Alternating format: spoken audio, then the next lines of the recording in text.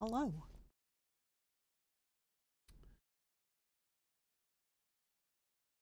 Pop me in one. There we go.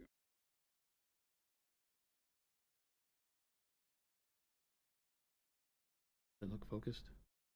Looks okay. I can't tell. I think so. It I always looks get okay. nervous because nothing's happening. Huh?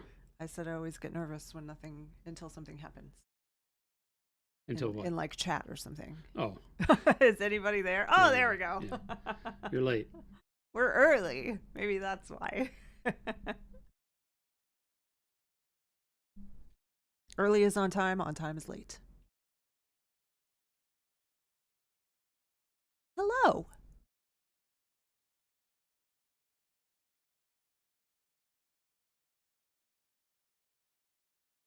Happy Friday. I didn't realize he has like a nick out of him in the back. Oh, yeah. It's like a hole. Yeah. I need to lean into that and highlight it like a hole in his jacket. Yeah, like his jacket has a hole in it. Yeah, like it actually has a hole.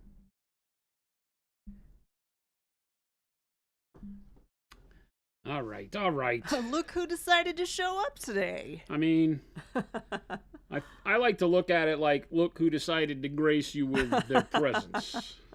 You know? Been a few days. You know? Because I'm always like, I don't know if they deserve this or not. I had to go to Los Angeles Tuesday and Wednesday. Yeah. Well, thank you for allowing me some time to be away. A very short business trip. It was fly out. When did I leave? Like 2 p.m. on Tuesday. Right at stream start. Yep. Came back. And then came back and was home by 5 or 6 p.m. on Wednesday. Yep. And I had a meeting that literally yesterday. The meeting was only an hour and a half. Oh, yeah. I sat there for 4 hours nearly. Did you? Because of the time it took for them to do the thing. Yeah. Okay. Outside of our meeting. A little bit of talk and then wait, and then talk and then wait. So, yeah, there was a lot going on. Cool stuff. Top secret. Very top secret, cool stuff. Yes. And then yesterday he had a long meeting, or like a business presentation speaker kind of thing. Yeah, from like lunch to 5:30. Unfortunately, could not be here yesterday either. But now I'm back. You got me for a week, right? I'll be here all next week. All next week. And then till Wednesday the week after, maybe, I think. Is that when I go to Poland? Sounds about right. I feel like it's coming up. It's quicker coming up. than I would like it to. Yeah. Shadowcast said, I've discovered a love for your satin varnish from my airbrush once I learned that it was not that I was not cleaning the tip properly. It made things a heck of a lot easier. Airbrush certainly takes a lot of opportunity to learn. Yes, it is a tool. We don't make a satin varnish, though. Gloss varnish, I guess. Maybe. We don't make a satin varnish. Yeah, as I read it, I'm like, huh? It is Friday. Jason and Jen, what year is this? We're in the Wayback Machine. 2018. Must be gloss. If it's not, it's either matte or gloss.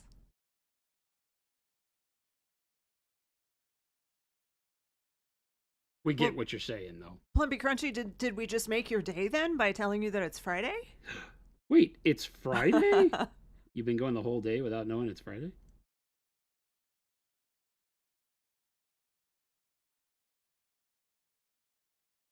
Definitely not matte. All right, well, there you go. It's probably gloss. Yeah, it's the gloss. It'll turn the normal matte colors into satin. I get what you're saying.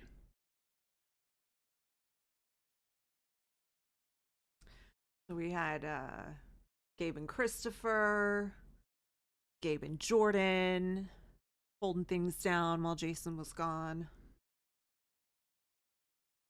I mean, I guess. I enjoyed the stream yesterday with Gabe and Jordan. That was pretty fun. I guess they held it down. A little bit on one of the days Christopher was painting, maybe Wednesday. Hopefully they treated you right, chat. He was using some One Step. What brush are you using? Michael Holt said it's a tiny. Yeah, I feel like it's a 0. That's maybe? definitely not your. So number 1. Not your normal sized brush. Number 1. I just reached over and said, "Let me have that one."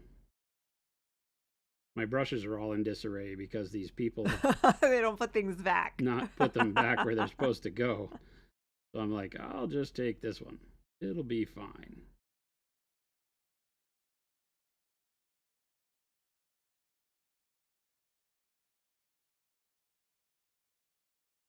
At least he thought it was Thursday, not Tuesday. Had a student last week not get on the bus because she thought it was Tuesday when it was Friday. Oh, seriously? So she thought it was Tuesday and didn't get on the bus? Are they off on I Tuesdays? don't understand. What kind of world do you live in? Is Tuesday a holiday? Or did she think it was next Tuesday and school's already done? I'm confused. It is about that time, right? It's about that time. People, you know, Where people around out. here are already finishing. They're already done. School's out for She summer. thought it was, oh, so it was car pickup. Gotcha. School's out forever. So crazy. Already summer.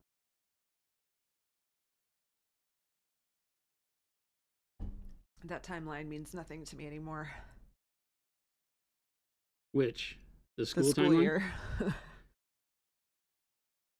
Yeah, Yeah, I have been friends so whose kids are long. already done, and I'm like, it's not even the middle of May. Like today is just the middle of May, and there were kids already done earlier this week. Seriously? Yeah.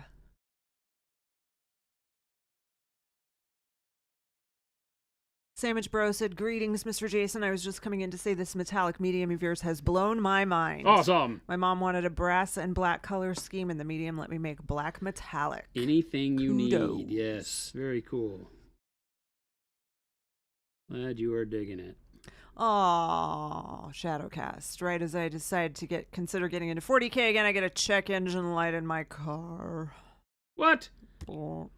You tell your car Ain't nobody got time for that. that ain't nobody got time for check engine lights.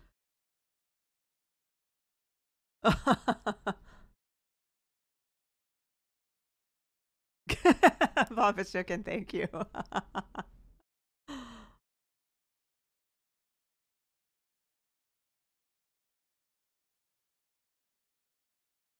Yeah, fingers crossed for you. It's just an oil change. That's easy. Although I went and got my oil changed a couple weeks ago and it took like 5 hours. Well, didn't they also have to do They a, did a some recall? software update. Yeah, it was some software recall thing. He's like, we don't like to call them recalls anymore. But that's what it is. Yeah. If the software isn't working, you can't tell me that my car has to go in for a software update. Like, leave it plugged in overnight. My car has that happen. My car will do software updates. Like a Wi-Fi, because you've got Wi-Fi in your as car. long as it has Wi-Fi near it. It will do software updates in the middle of the night. And I'll come in there, get in the Like, car in the next things morning. are different. And I'm like, why is the interface on the dash totally different? Like it does different things. I'm like, what the heck? One time it was really a good one because it allowed me to do the pause on the radio, that the radio never had a pause button. And then it said audio system updated, and it didn't tell you anything. It said check the website for more data. And then I hit the button by accident, and it actually paused the like radio or Apple your Play. Spotify? The Your Apple. Spotify, the Apple. the It car. didn't pause that before? Nuh-uh. Nope. That's weird. No, it would just mute it, but it would continue playing. Oh, Yeah. that's weird. Yeah, that was a glitch. That was wrong. It would mute but continue playing, which was never what I wanted. Yeah, definitely not. Not what I'm looking for. There was a question up here from Wise Wolf. How do you beat the urge to buy everything for painting minis and just get what you actually need? I mean, budget. Don't over exceed your budget. Or exceed your budget. Over exceed is redundant. Don't exceed your budget. Set a budget and stick to it. Don't neglect paying a bill to buy more stuff for painting Look minis. at Jen being all pragmatic mom. I'm very over here. responsible. Holy cow. I was over here going like, okay, so first thing, figure out which bank hours in your town are the easiest to manipulate to your favor for robbing the bank. Then you can buy everything you want. Simple math. It is tough when you get into a hobby. I don't know how new you are into the hobby, but whenever you get into a hobby and you really start loving it, it is hard to just avoid going straight off the deep end. And the nice thing with paint is that, buy some miniatures that you want, get some paint and brushes, and you can do a lot with a little, and push your capabilities as you're learning and such. And then add as you go and have the ability to. What'd you say, babe? Am I supposed to have this door closed? Yeah. That's not in the instructions. So that they don't look at the door? Yeah. There you go. Now you have a better view. Let's see. That one. Jumping.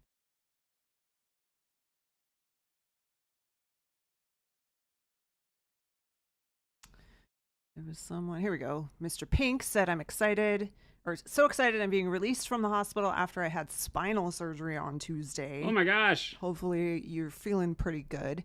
And going by, I'm assuming you are because you're stopping by the local game store to pick up your One Step in special sauce. Congratulations on all of those. They already have it? You're so lucky. Where are you, Mr. Pink?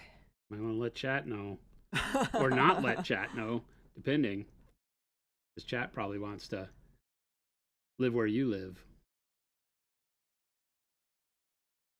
Yeah, all of our retailers can sell it as soon as they get it. Yeah. So if you're local retailer, if you haven't checked, even though the release date is Monday, check with your local retailer if they stock Procryl.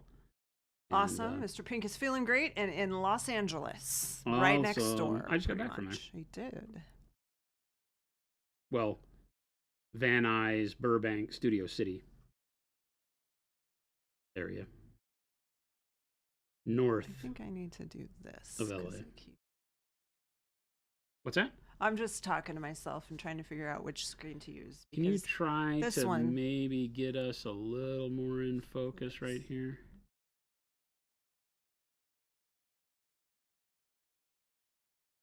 No. There you go. Maybe that. It's very difficult for me. One, the light, and two, my eyes. No, keep going. All right, go back the other way. All right, stop. Boom.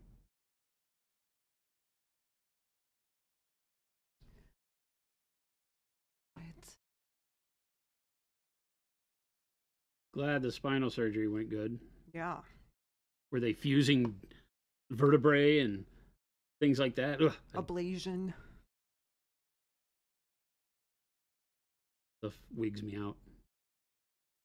Like, that's an important part of my body. It's been recommended to me a couple of times, and I said no, thank you. Yep, she's very scared of it. I don't want to mess around with that. It's weird because I hear people that have loved it and more people that have said don't ever do it. Yeah. So it's just a toss-up. It's like, who do you believe? You know?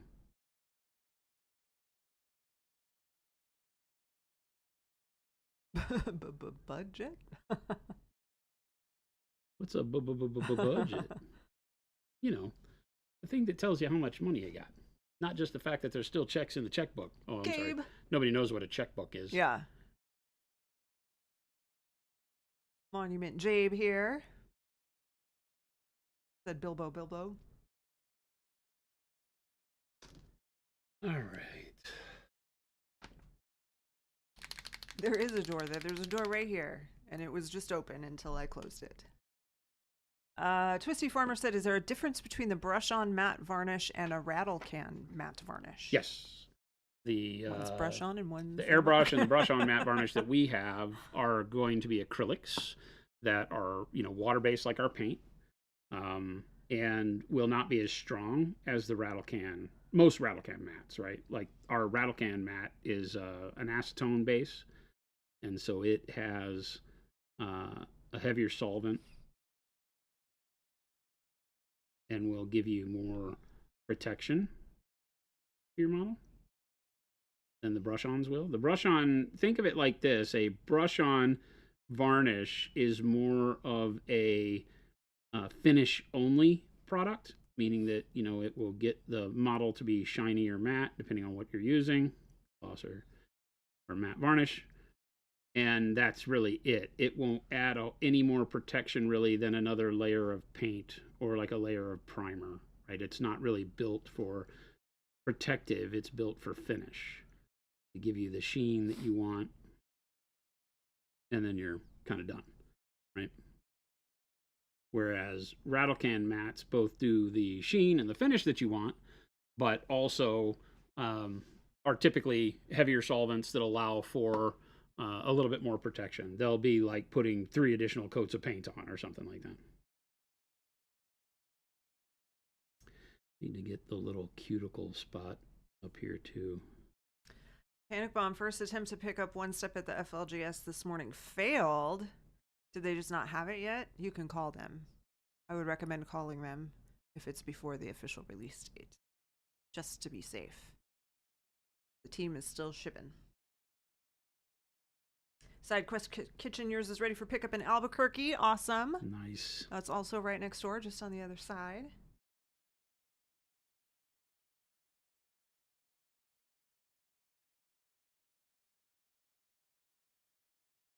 That is a model that is getting painted.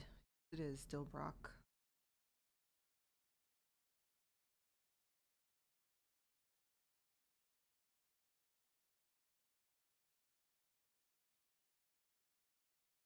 Bilbo Baggins. That character is smoking a pipe. Not really. Correct. He's holding. Oh, he's holding it. Yes. He's holding it. Another update. That model is not wearing any shoes. Hobbits don't need no stinking shoes. Brock providing narration for people who are maybe unable to. Can you imagine giving a foot massage to a hobbit? Some people might be into that. Like, how hardcore would the bottoms of their feet be? People might be into that. We don't kink shame here. It's a lot to take in. Sandwich Bro has a hobby question. Have you ever tried using a makeup sponge, as many in the hobby YouTube sphere have tried out? I think it's most often used in replacement of an airbrush. Is it? Or replacement of a dry brush. So yeah, I've used all sorts of stuff. I've been painting for over 48 years, and all of those things are, items that we have used, to create effects and things like that over the years. Now, the latest trend is that egg-shaped makeup brush or sponge, and those haven't always existed. A beauty blender. Those have not always existed. So I have not used that particular shape, but I've used tons and tons of sponges for painting. And they don't replace an airbrush. They will give you a good way to do base coat blends if you don't have an airbrush or are not confident in your airbrush skills. They are a good replacement at the early stages of your painting to do so. What they don't do well is get into tight spaces. So like an airbrush will get paint everywhere. The sponge will not. The sponge will not be able to get paint into tight areas like, underarms and possibly between the legs and things like that, depending on the shape and size of the model. And so that can cause you issues with those types of things, because they're providing a specific type of texture as you paint that blends really well. But then if you have to go in with a brush to get the hard spots because the sponge won't get there, then now you have to rely on your brush work looking like the sponge work, so it doesn't look like you've painted with two different things. So I'm a fan of them for effects. I'm not necessarily a fan of them as a crutch to lean on to say that, like, hey, I don't have to buy an airbrush, I can do it with a sponge. Because just like dry brushing and other things, they provide a texture that has a very identifiable look to it. And, when you need that texture or want that texture, it's fine. Like when we paint military models or, stuff that's very weathered, then that sponge texture can work really, really well because it's going to give you a very kind of beat up looking texture to it. It's not going to give you smooth, crisp blends because it's not applying paint in a smooth manner. It's doing it in, a bunch of sponged dots, so to speak. So just know what it's doing and know when that's what you want, and it'll work great. Shadowcast would like to know how you go about painting camo. Thinking about doing some woodland or desert camo for my clones, and I'm curious how you go about painting that at smaller scales. Is there a video of when you did that? Jordan painted a desert camo thing, and there's a video with him doing that. For me, I don't know that any of my camo stuff is on one of our videos except for like way back. Typically, it's as simple as like determining your scale, right? So the smaller the scale, the bigger the problem is. Because you're going to take, I only have dark flesh and light flesh, but I can kind of show you here. You can imagine going in on an area and painting, whatever little shapes you want and just doing random patches of color and then going to your lighter shade, right? And doing your patches of color that may, cross over it. Maybe you're doing something that has like lines of the lighter color as opposed to big patches, and just painting whatever your pattern is and just alternate them back and forth. So you may have like, if there's, one color over the other, it's really easy. But then if you want to come back and, do other dots or whatever, you're just kind of layering your colors. Remember that when doing patterns, it's basically freehand, and you're able to do a dark color, then a light color, then a dark color. So for like forest camo, if you're painting it on like a camo green backdrop, then you might do your brown and do some patches of brown, and then do your more dark black or dark black green patches, and then do your tan patches, and then come back with some brown to go over the tan and over the black, and black to go over the tan, and just alternate it. It's just that at scale, it's going to be a real hard time to get enough detailing done without making the model too busy. So be careful with that. Don't try to necessarily make it look too realistic, I guess is the point, right? Just make sure you're just getting the colors down. Supposed to paint the mini, not your hand. What? No. Doing it wrong. You are doing it wrong. Chess Boxing Ogre got my one-step set and special sauce today. Can't wait to try them out. Awesome. Busek. Weekend. Busek. I use a dry palette because I don't like the maintenance of a wet palette. And I don't like the fact that a wet palette continuously dilutes your paint. So it gives you less control over time because you are thinning the paint constantly on the palette. And I like to make sure that every time I go back to the palette, I can get the paint the way it came out of the bottle and dilute it the way I need it for whatever it is I'm doing on the model. Because there's rarely a time where I need the paint at one consistency. I need to be able to have my paint be opaque for certain things, then I dilute it for glazing, but the same color will be used 3 or 4 different ways on a model in a very short amount of time. And so as I do that, I need to make sure that I have the ability to control the paint that way. And a wet palette just doesn't do that very well. So that's the biggest reason. Alrighty. Fingernails done. Let's paint a pipe. Yeah, he got his little mani-pedi. Paint his pipe. A mani-pedi. Give him a little pedicure. Did his toes, did his nails, his He looks fingers. a little bit more lifelike without the dark purple spots on his toes. It kind of made him look undead or something. Gamers Guild North has the sets and the sauce in stock. Awesome. They're local. They better. Yeah, they're about as They better. close to next door as brown. I'm gonna do you warm can get brown without and actually black being next brown door. for this, and mix those as the body of the pipe and see how we like that.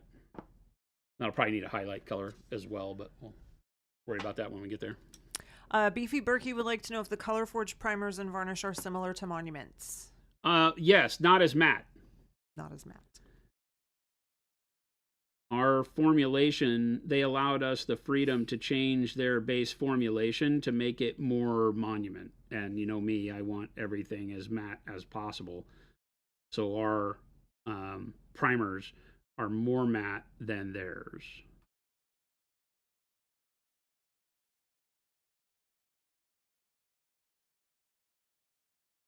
Jimmy the Saint, if I needed to mix a black into something to airbrush like a shade, should I go with coal black or pro and water it down? I don't know what that means. Or the transparent or a wash? First thing I would tell you is always think about a not black color to shade with before you use a black. I know that that may not be what you're looking for as an answer, but something like Payne's Gray, dark purple, is always better to give you a chromatic inclusion to shade a color with than just straight black. But if you're using black, then yeah, I mean, mixing coal black or transparent black, any of the blacks work in that vein. That's really up to you. The transparent black will have a little, depending on how you add it in. If you add a crap ton in, then it will desaturate your color just like black will. The reason we typically don't use a lot of black or white is that they desaturate colors. So I don't know what color you're adding it into, right? But like, let's say I was using a red. Rather than a black, I would use a dark green or brown to shade my red because it keeps it looking red. Whereas black starts to suck the red out of it and make it move towards grayish red. And so, especially for shadows, I like them to have more of a cool tone to them.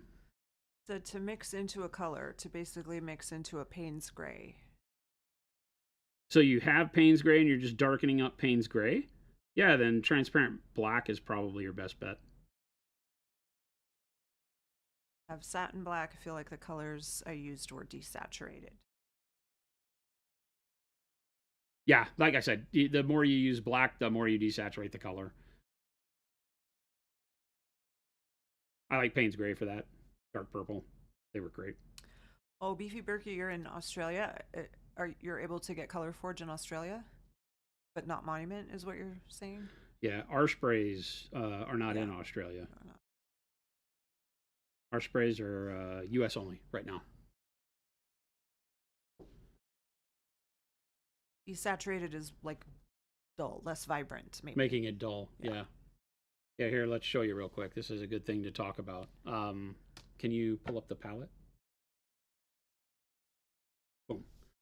So let's put out a color. What color are you looking to shade? Throw me a color. I'll show you because it was mentioned Payne's Gray. I don't know that that was actually what we're trying to do here. But I'll show you that when you already have a dark color like Payne's Gray. Yeah, the what is desaturated was a different person asking. Right? So... He said blue. So when I have a Payne's Gray, I can go and shade it with a black because it's already dark and desaturated anyway. I mean, it has a saturation level to it, right? A Payne's Gray is as saturated as it's going to be, but it's not a very vibrant color. We use it that way, right? And so if I take it and spread it around, we've got a nice dark, rich blue. Grab some transparent black and put it in there. You have to use quite a bit of transparent black to darken it up, but then I can get a much darker version of it. And then the more I add, darker it gets until you're at, some semblance of almost near black.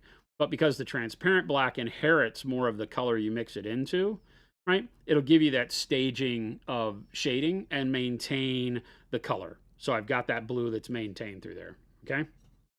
Let's show you with a more vibrant color, something that has similar saturation but is brighter. Let's use like a,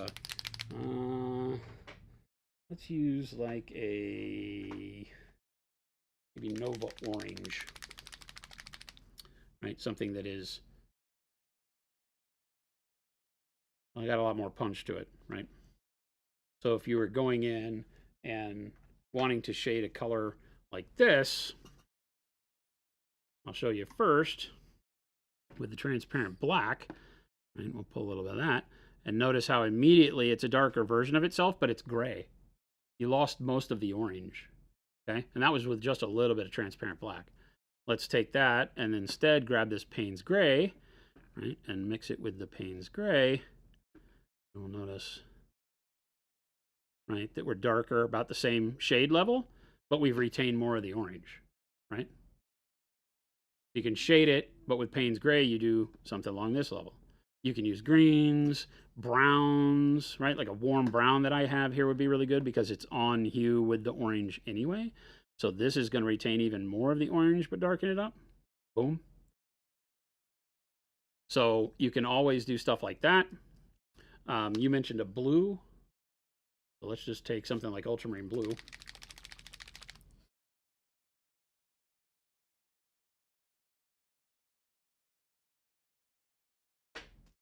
And same thing, if I take the transparent black, notice I get a shade, but it's almost a gray.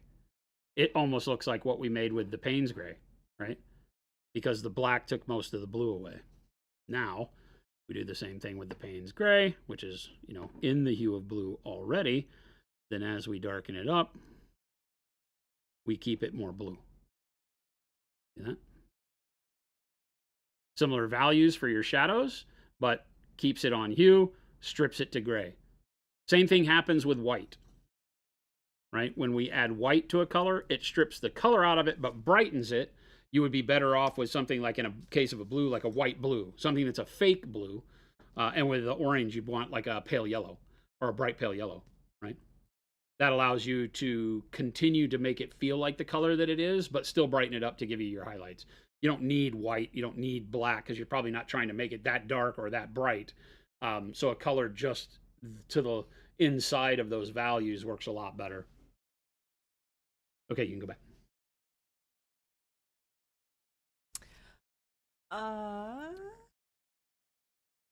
Okay, first of all, Kay Short, you can contact support and give them the order number that you have already and ask them if they can add a Nova Orange to it, and they'll send you an invoice.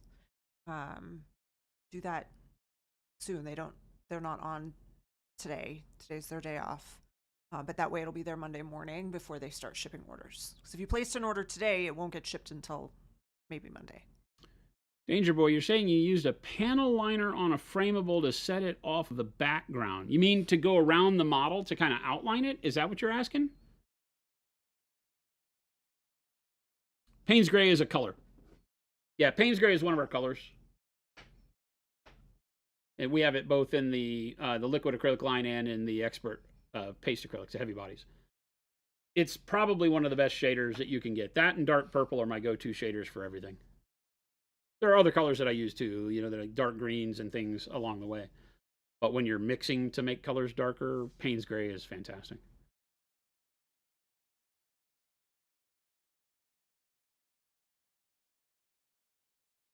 I want to make sure I get the question. Can you scroll back up a little bit? Mm-hmm. Was it Danger Boy?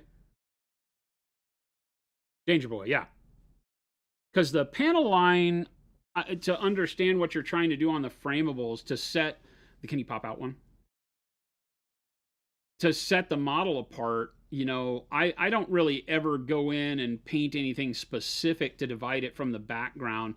I just make sure that I start my color on the model very dark, and then I bring my bright colors to the front and leave a little bit of the dark color along here. Like you can see the dark browns of his coat rest along the line, and then like the dark plum that we use for this, red do-rag that he has, right, rests close to the body. Same on the hat, right? The hat, the darker browns sit next to the edge. That way you've always got the separation you need, right?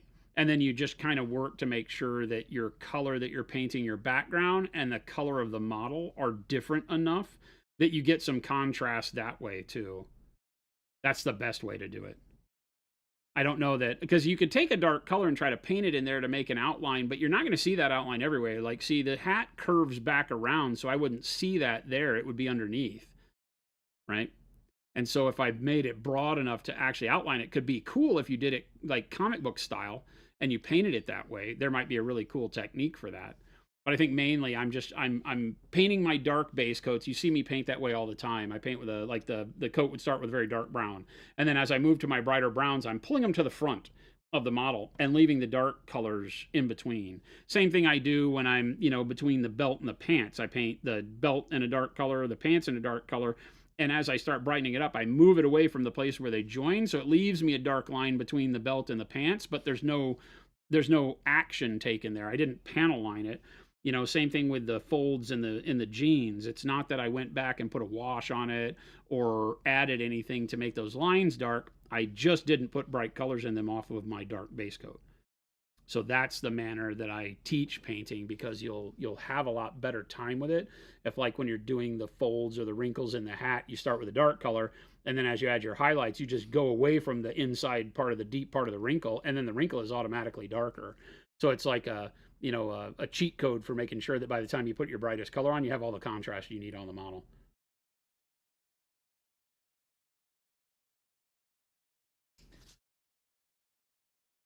Architect 13, hello. Sable's coming back soon.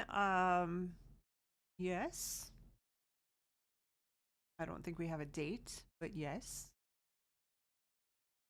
Sign up for the restock notifications on not only the set, but on the specific sizes that you think you'll like, because sometimes this, like, one size will come in, but that won't make us have the whole set available.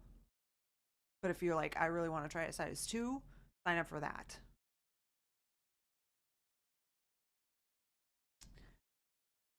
Prince of Popper, what palette would you recommend for an intermediate painter who is looking to try something that isn't a wet palette? I like this piece of glass. Yeah. It's from Amazon, and it's called New Wave Fine Art Products, newwaveart.com. But I got it on Amazon, and it's just a piece of glass.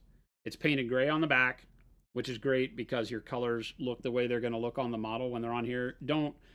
I always tell people, don't ever use a white palette paper or a white background. That's one of the other things I really dislike greatly about a lot of the wet palettes, is that they have white sponges, white paper. That makes your colors look darker than they really are. And so you tend to do things on your palette that don't translate well to the model because you're fighting the white background. So gray or tan is always better. And yeah, the piece of glass is great. You can also just go buy a tile, ceramic tile. A ceramic tile, 6x6 ceramic tile from the Home Depot, which is like $1.90, $2, and you can paint on a ceramic tile. It does the same thing as a glass. Just, again, don't buy white. Buy a gray, or don't buy white, don't buy black. Right? The colors will look brighter against black, darker against white. Do something that's a neutral mid-tone. Can you just go back up there? Some other questions. Somebody had asked about, can I discuss the airbrush thing again? Yes. Right here. Explain once again the thing about the paint drying in midair from the airbrush. So airbrush is atomized paint. Because of the way the air comes off the tip of the needle, it takes the paint and throws it out in a bunch of dots, right? And so unlike a brush, you're not getting a consistent big pattern of paint. You're getting a bunch of dots that fill in as you wet the surface area, right? And so those dots, if your airbrush is too far away, so I typically, when I'm airbrushing, airbrush isn't on, but when I'm airbrushing, I'm somewhere around 2 to 3 inches away for base coating. So like that, right? So how far is that? That's like 3 of my fingers away, which I have mid-sized fingers, maybe 4 fingers away max, right? So I would always say, use your hand, do like that, and don't ever be further away than that. With acrylic paints being water-based, and not solvent, the water is the solvent, but not an oil or enamel or lacquer, right? Is that as you're spraying this, depending on how dry it is in your area, the temperature, things like that, you wind up where the water could be evaporating in the space if you're a long way away. So if I'm like 6 or 8 inches away trying to spray like this, I'm going to see a lot more dots on the model, and the paint, when it hits the model, should bleed out a little bit, right? Because it's not cured. But if it starts curing in midair, usually because you have too much airflow, so if your PSI is way too high and you're not putting out enough paint, I teach to paint right at that spot where it starts putting paint out, not to jam your trigger back all the way. You can jam your trigger back all the way when you're, base coating or priming if you want, but even then I'm kind of in the middle, right? So you're basically doing air and then pulling back until you start seeing color. Well, if you have a tremendous amount of air, you're going to dry a lot of that paint quicker because you don't have enough paint to match the airflow. So that's why most airbrush painters will tell you that you're probably in that 20 to 25 psi range. Some people go way high. They really like the pressure. They don't have to worry about thinning their paint as much. It'll push more paint out forcibly through the needle. There's some good arguments to be made for painting with more pressure, but it will also help your paint dry quicker in midair. And if it dries in midair, then it hits it as a dot, and it is already starting to cure. So when your paint on your palette starts to dry over the surface, it's wet underneath but dry on the top. That's what happens on the model. You've got this little dome of paint that's dry on the top but wet on the surface, and that can be a problem because it doesn't allow the paint to adhere to the model properly. It causes all sorts of issues, not just the visual texture, but it causes all sorts of issues with adhesion and being able to use the power of the airbrush properly. Dilbrock, Payne's Gray is a color of paint that we make so that you can buy. Yeah. You can find it as a traditional art color, I believe. Chessboxing Ogre, thank you. I hope that what I say, not everybody's going to get it every time, so we say the same thing a million times, hoping that eventually once around the block you'll have a light bulb go off. But yeah. What do we use to scrape the paint on the glass palette? We have a 5-gallon bucket, like those Home Depot buckets that you get, and Chris will just put a little cap full of whatever concentrated soap, Simple Green or Fabuloso or whatever you get. Put a cap full of soap, fill the bucket up with water, and then drop the palette in there overnight, and then the next morning come and get it, and you can just use a carpet scraper or razor knife or something like that, and it'll come right off. In a lot of cases, we can get it off in one piece. It's kind of fun. Yeah, we've kept it. Sent it to someone. Can you pop in one? No. Oh, that's 2. Oh, I didn't know that it went back to 100. Hellmandu, it is almost 5/18. Just a few more days. Getting close. May 18th is the release on our website of our first set of one-step paints. First 12 colors and our special sauce, which is the medium. Papa Chicken, the best team member, is Poppy, and it's because she's so cute.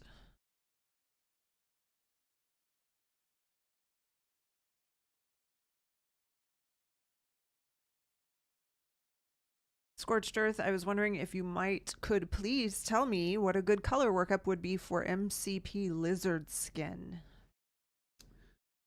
The lizard, the comic book green is fairly green. So, you could just do the dark yellow green, bright yellow green to keep it simple. Depends on how detailed you want to get. Would you like to do something that has a little bit more flair to it? Because purple looks great or dark blue looks great underneath both of those. You could do dark purple or even royal purple underneath the dark yellow green. That's what we did on Hulk, right? I think Hulk's skin, maybe just a tad darker, would be great for the lizard. Right? And that's dark blue into dark yellow green, bright yellow green, and then I might have mixed like olive flesh into bright yellow green to get this last, or bismuth yellow or something into it to get this last. I don't remember what my last final highlight was for like these really, really bright areas and peaks on the top of the fist and stuff, but that's all that is. And it also has a magenta wash done on it, so you'll see you get a little bit of red in the muscles that I thought was cool. I don't know if that would be necessary on lizard scales, but it worked good for Hulk. But I think that same coloring works really great. And you just don't mix in as much or use as much of the bright yellow green if you want to keep it darker. A couple other comments about the glass palette. Just be careful with a picture frame glass because it's pretty thin and the edges tend to not be finished very well, which will make it easier to chip, and then it could just break all of a sudden. Yep. So just be really careful. But then I saw somebody said that it was Wise Wolf. Duct tape the sides. That would probably help. Yep. Yep. Michael Holtz, I've been using a piece of leftover MDF that I spray with the primer in my airbrush at the end of priming. You use that for your palette? Is that what you're saying? And then just when it's full, you just toss it and get a new one?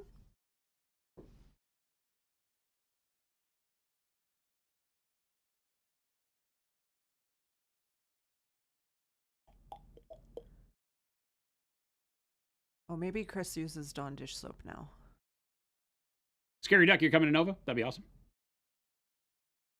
Finally got brave enough to try non-metallic metal on your models after watching stream after stream. Got the gold to work using the workup on Segway. Nice. Nice. Silver, not so much.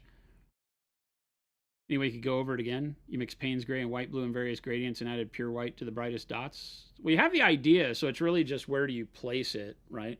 I mean, we've done a real simple one here on the buckle. I need to take a little bit of the white blue that I want to do on the buckle here and glaze it on there to brighten it up a bit because I'm a little too dark on the buckle for what I like. Add a little bit more shine. We'll get a brush loaded with water and kind of get a pool of white blue that is very glaze friendly here, right? It's going to be very, very thin like that. And then I'm going to start over here towards the darker edge of what I've built up and pull my brush over towards that bright spot and make sure that I focus on leaving most of my paint along the bright area here so that I can build up a little more glow coming out of that bright area on the top of the buckle.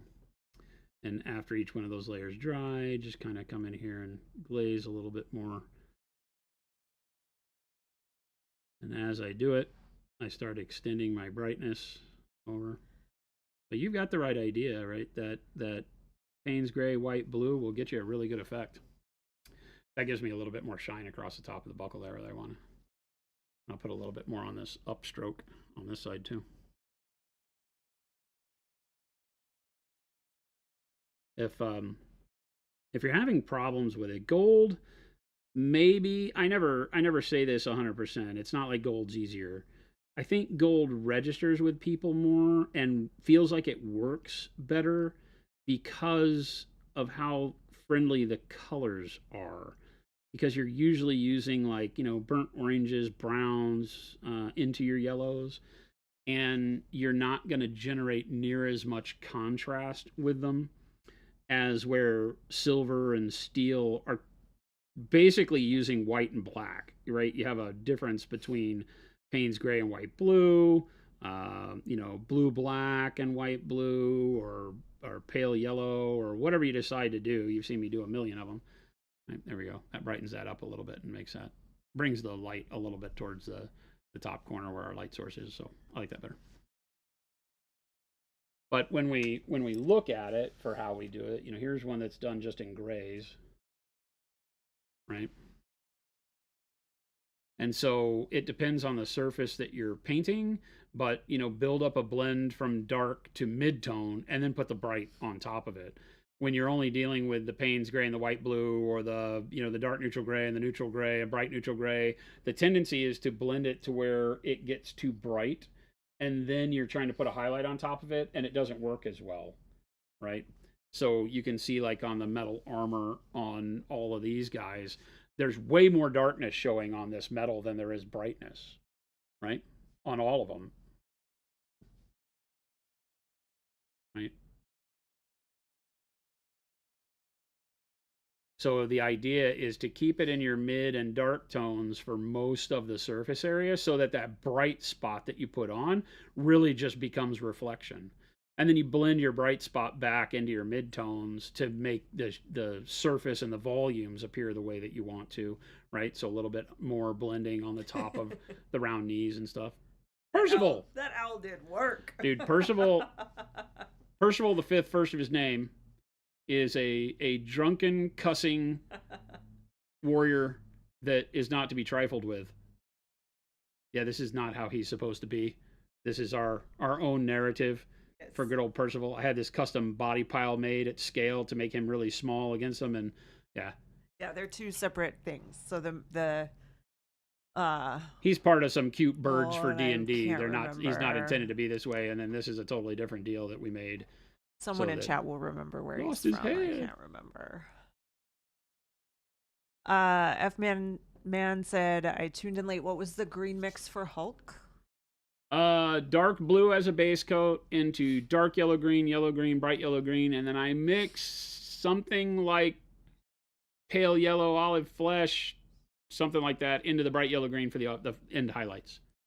Something bright, a not white, like a fake white. Harumfenstein wants to know your opinion on what is better focused for those focused on painting, Adepticon or Nova. Said I have to fly all the way across the country for either. Yes, Humblewood. Hit Point Press. Thank you. Thank you, Panic Bomb. Both are great shows. Adepticon is ultimately, awesome. I think Adepticon is the best show. If you can only make one, my answer is always going to be Adepticon. I think they're both very valuable to go to. But like I said, if you can only make one, Adepticon's the one to go to, because Adepticon has got more game representation, more artists there overall, more things to do with painting. The Capital Palette is fantastic, but you've got the Golden Demon. You've got our own Miniatures as Art celebration at Adepticon, as well as lots of other independent manufacturers awards and things. So there's a lot more to see. There's a lot more vendors with cool models that are, studio painted models and things to see. So I just think Adepticon is your better value, because it's going to cost you no different to go the one versus the other if you're across country already.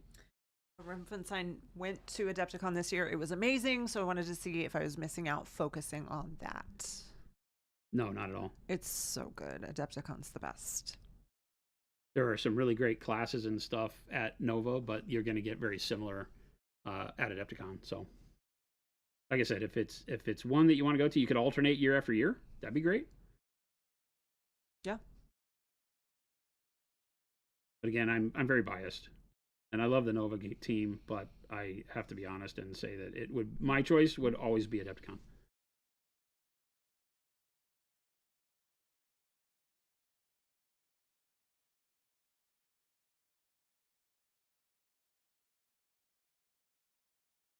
And someone a while back asked if I was going to contrast with Jason. I am not, unfortunately.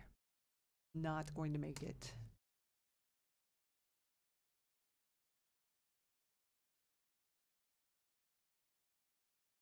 I'm going to do... Chessboxing Ogre, I work at Phoenix Fan Fusion every year and wish we had half the gaming content Adepticon has. They've wanted to for years. They contact us every year, and they've wanted to do more in the gaming area. They've taken over more space. They're adding more. I wish Gabe were here, because Gabe speaks to them and knows more than I do about the long-term plans. Ago. He must have turned us off. But yeah, it's we would love to have a local presence like that with Fan Fusion that does more in our space. It's right down the street. Literally right down the street. Oh yeah, I mean it's like 2 miles away, maybe. Not even. Yeah, so easy to get to. I'm gonna take some coal black, and I'm gonna make sure I can pull really, really ridiculously thin lines, and I'm gonna do some texture here.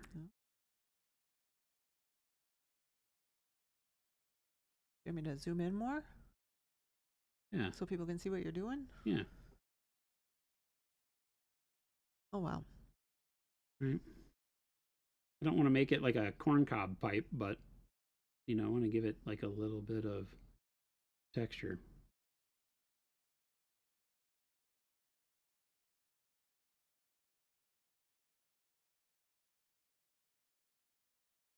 Not necessarily like wood grain, but, kind of.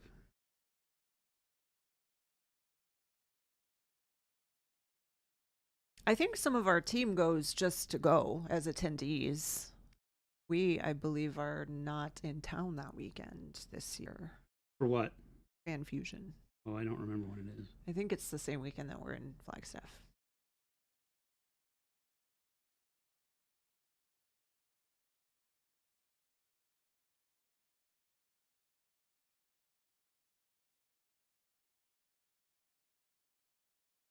Bud, we love you.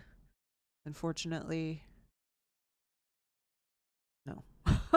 What do you say? Can I pay for one step in special sauce so I can go out with Monday's mail? There might be some that go out on Monday, or at least get posted on Monday. They might not get picked up depending on what time the team gets to it. But our team works until 6 p.m. So as soon as it starts and they're caught up with orders from the weekend, they'll be working on shipping out those orders for One Step. Oh. There, so I've just kind of done some quick lines around it, and now we have to highlight that. So I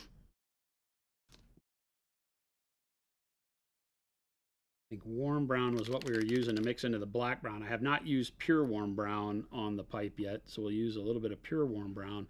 And then I think I like the idea. I'm really a fan of khaki when mixing into my browns because it keeps a lot of the yellowishness on point, but also brightens it really well. The ivories will brighten browns, but they turn them into tan real quick. Khaki tends to keep them in a range of brown better. Sorry, I was not paying attention. You were not. They couldn't see what you were doing. And spacing.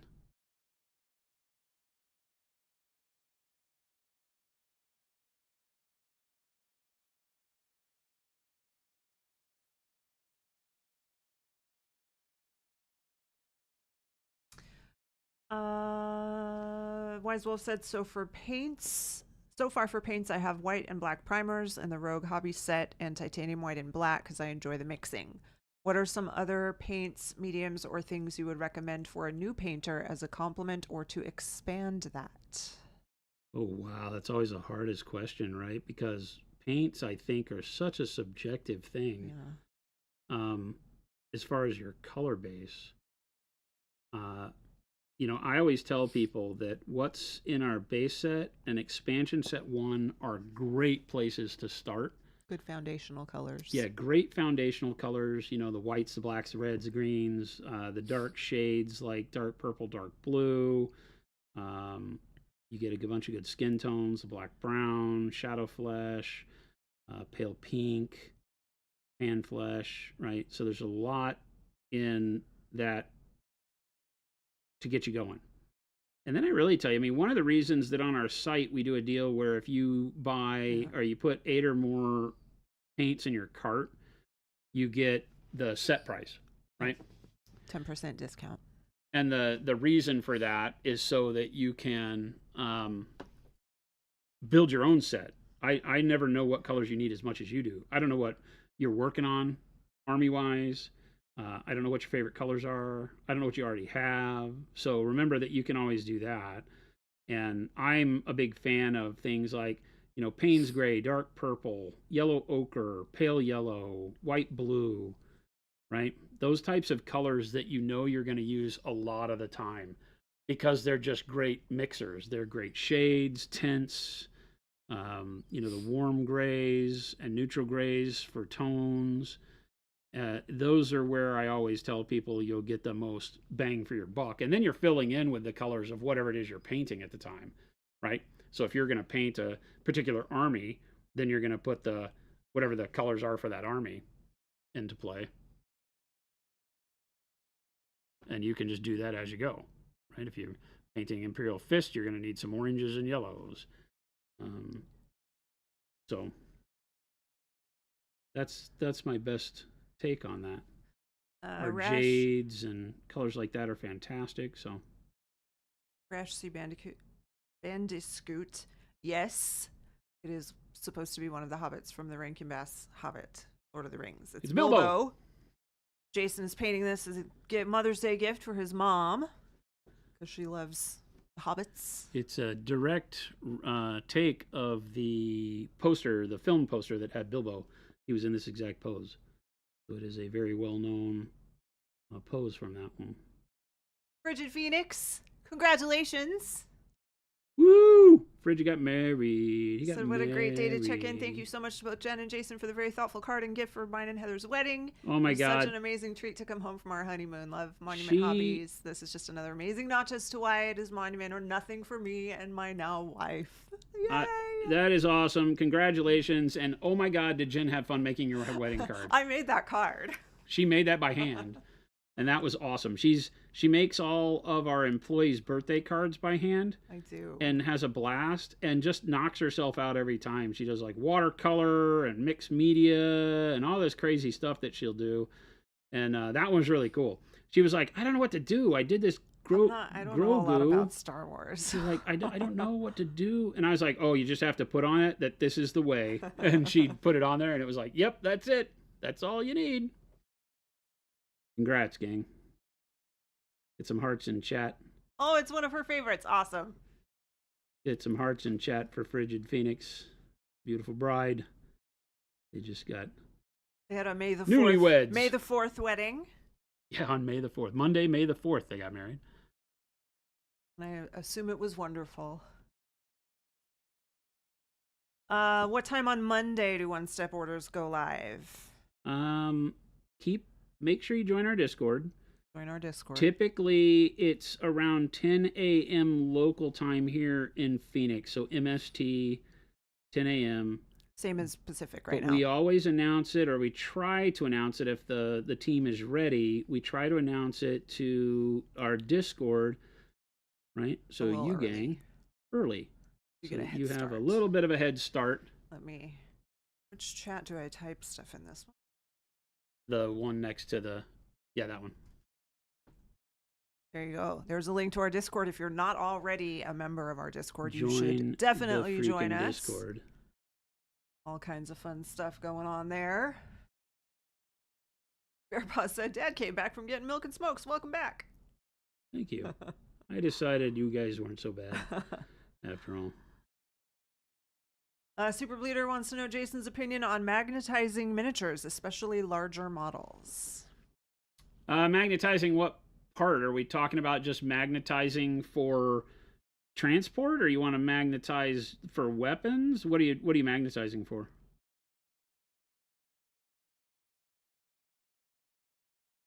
I don't mind it. I don't like magnetizing for transport very much, I have to be honest. I think it bigger models it could be okay. Small models, weapons. yeah, I mean, I think if you're playing a game where you're really worried about what you see is what you get, then the answer is always, heck yeah, do your thing. WYSIWYG, we call it. If you don't care about that, then pick the best weapon combo. I basically do all my models with whatever I think looks the coolest on the model, and then game be damned. I don't care. I'll sit down with my opponent and say, here's what I'm doing. And I've never in my entire life had anybody care, in even in games where, it's pretty important to have what you see is what you get. War Machine was like that for a while. And I never had a problem with being like, okay, this is this model, and I just made sure that I kept the right card and data there and, played honestly and didn't use it for something it wasn't. But I model for looks. I don't model for the game. So if I see something that I think looks really, really cool, a particular weapon loadout or pose on a model, I'm gonna do that. See that little texture gives us just a little bit to play with, and doing the black first helps because even though it's harder to put the lines on there, it helps because it leaves you the texture even where I'm not highlighting. Gives the sense of it.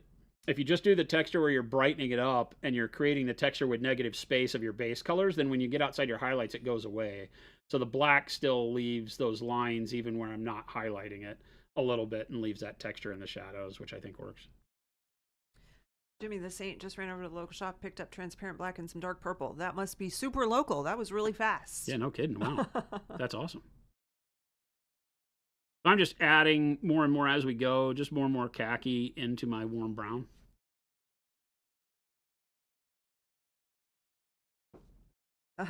F-Man wants to know how you got so good. Like, really, how? Just years and years of doing practice. it. Being focused, enjoying it, I think, is probably the real answer.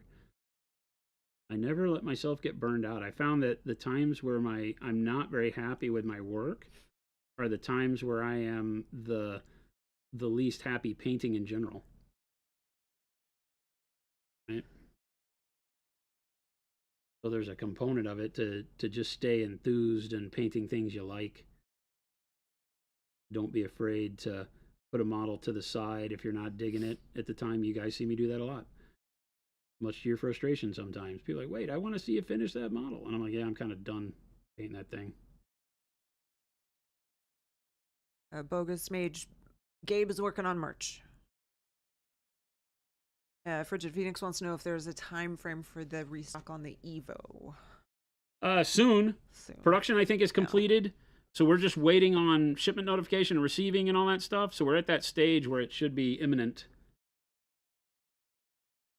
Right, and then one last pass here, I think. I don't know that I have to go brighter than this. I kind of want, I feel like a pipe would be polished wood.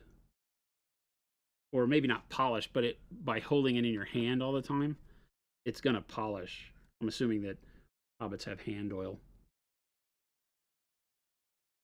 Skin oil like the rest of us. They seem like they would be a little oily.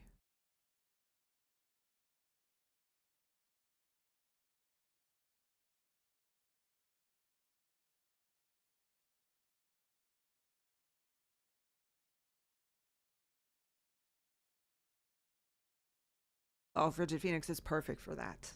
Just perfect for that. Gabe's a good lad.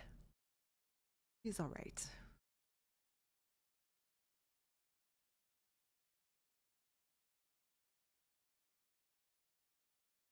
TK, hello. Apparently work wants me to work. Well, that's how it works sometimes. How many layers of khaki did you put in the pipe? Put on the pipe? Oh, I have zoom in on the palette.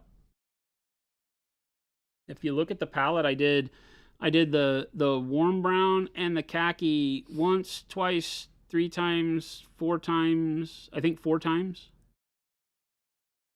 That feels right. I just kept adding more and more khaki left to right for you guys, or left, right, top to bottom, until it's not pure. I never use pure khaki. It's just whatever this is. Right, 25% warm brown, 75% khaki to get this color. And just staging it in close proximity so you get a nice, smooth, blended look. And go back to the model. You get a nice blended look on it that acts like a shine on the pipe. That works pretty good. Keeps it a different brown from everything else. Because it started with the black brown into the warm brown. I only did a couple of layers of the warm brown over here, and then 1 layer with the khaki mixed in very early. So you have a little bit of sheen on this side, but not near as much as on this side, where our light is. Architect, we don't use them, but we visually check for any inconsistencies. What's that? On sables. Do we test in-house when they get in to check for defects? No, we don't use them. We don't test them by using them, but we look at them. Oh, yeah. I mean, we do quality control on them, but no, we don't go paint with them. You're not going to get a brush with paint in the Pharaoh. No. And remember, we build. Well, I mean, if you ever get a sable like this, it's build here. Yes. We manufacture these in our factory. So but we give all of them the same level of attention, regardless if they're built there or not. Okay. I want some titanium white. Mama Chicken, enjoy your date night. What? What are you guys doing? That's for date night. That's for date night, chicken. We do not lick the brushes. Nope. Wait a minute. We lick every brush before it goes out. What are you talking about? Share our germs. I had an idea for a funny name for a brown. Mediocre. Yeah. P3, when it was run by the War Machine guys. Oh, is that what theirs was called? Mediocre? Had a mediocre. Yeah. Dinner and getting groceries with the kids. I mean, hey, might as well get some errands done while you're having your date night. Make it fun.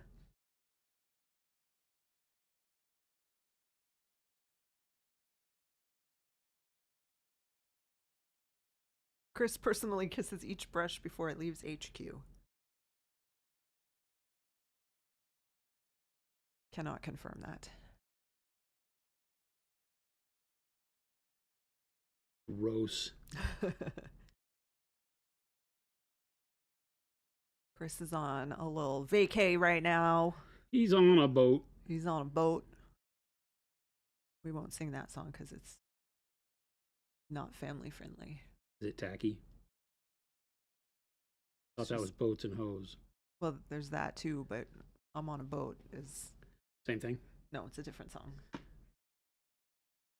but it's not PG, I don't think.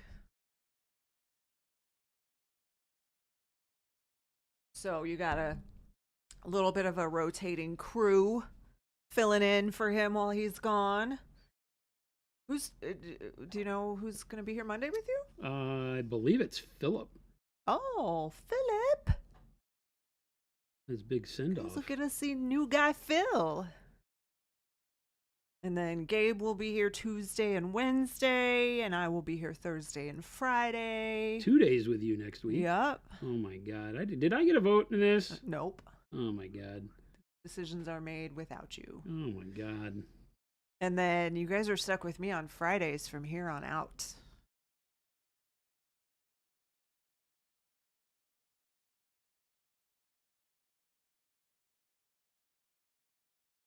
Haley got your first ever sable brush from us. It's so nice for fine details. I don't know what I was doing all this time without one.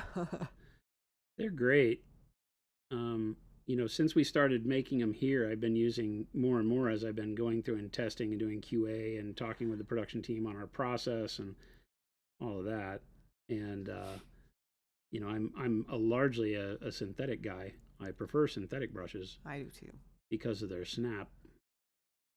And that's the only thing that I ever say about sables, our sables at least, is that the only reason I don't use them all the time is because of the lack of snap.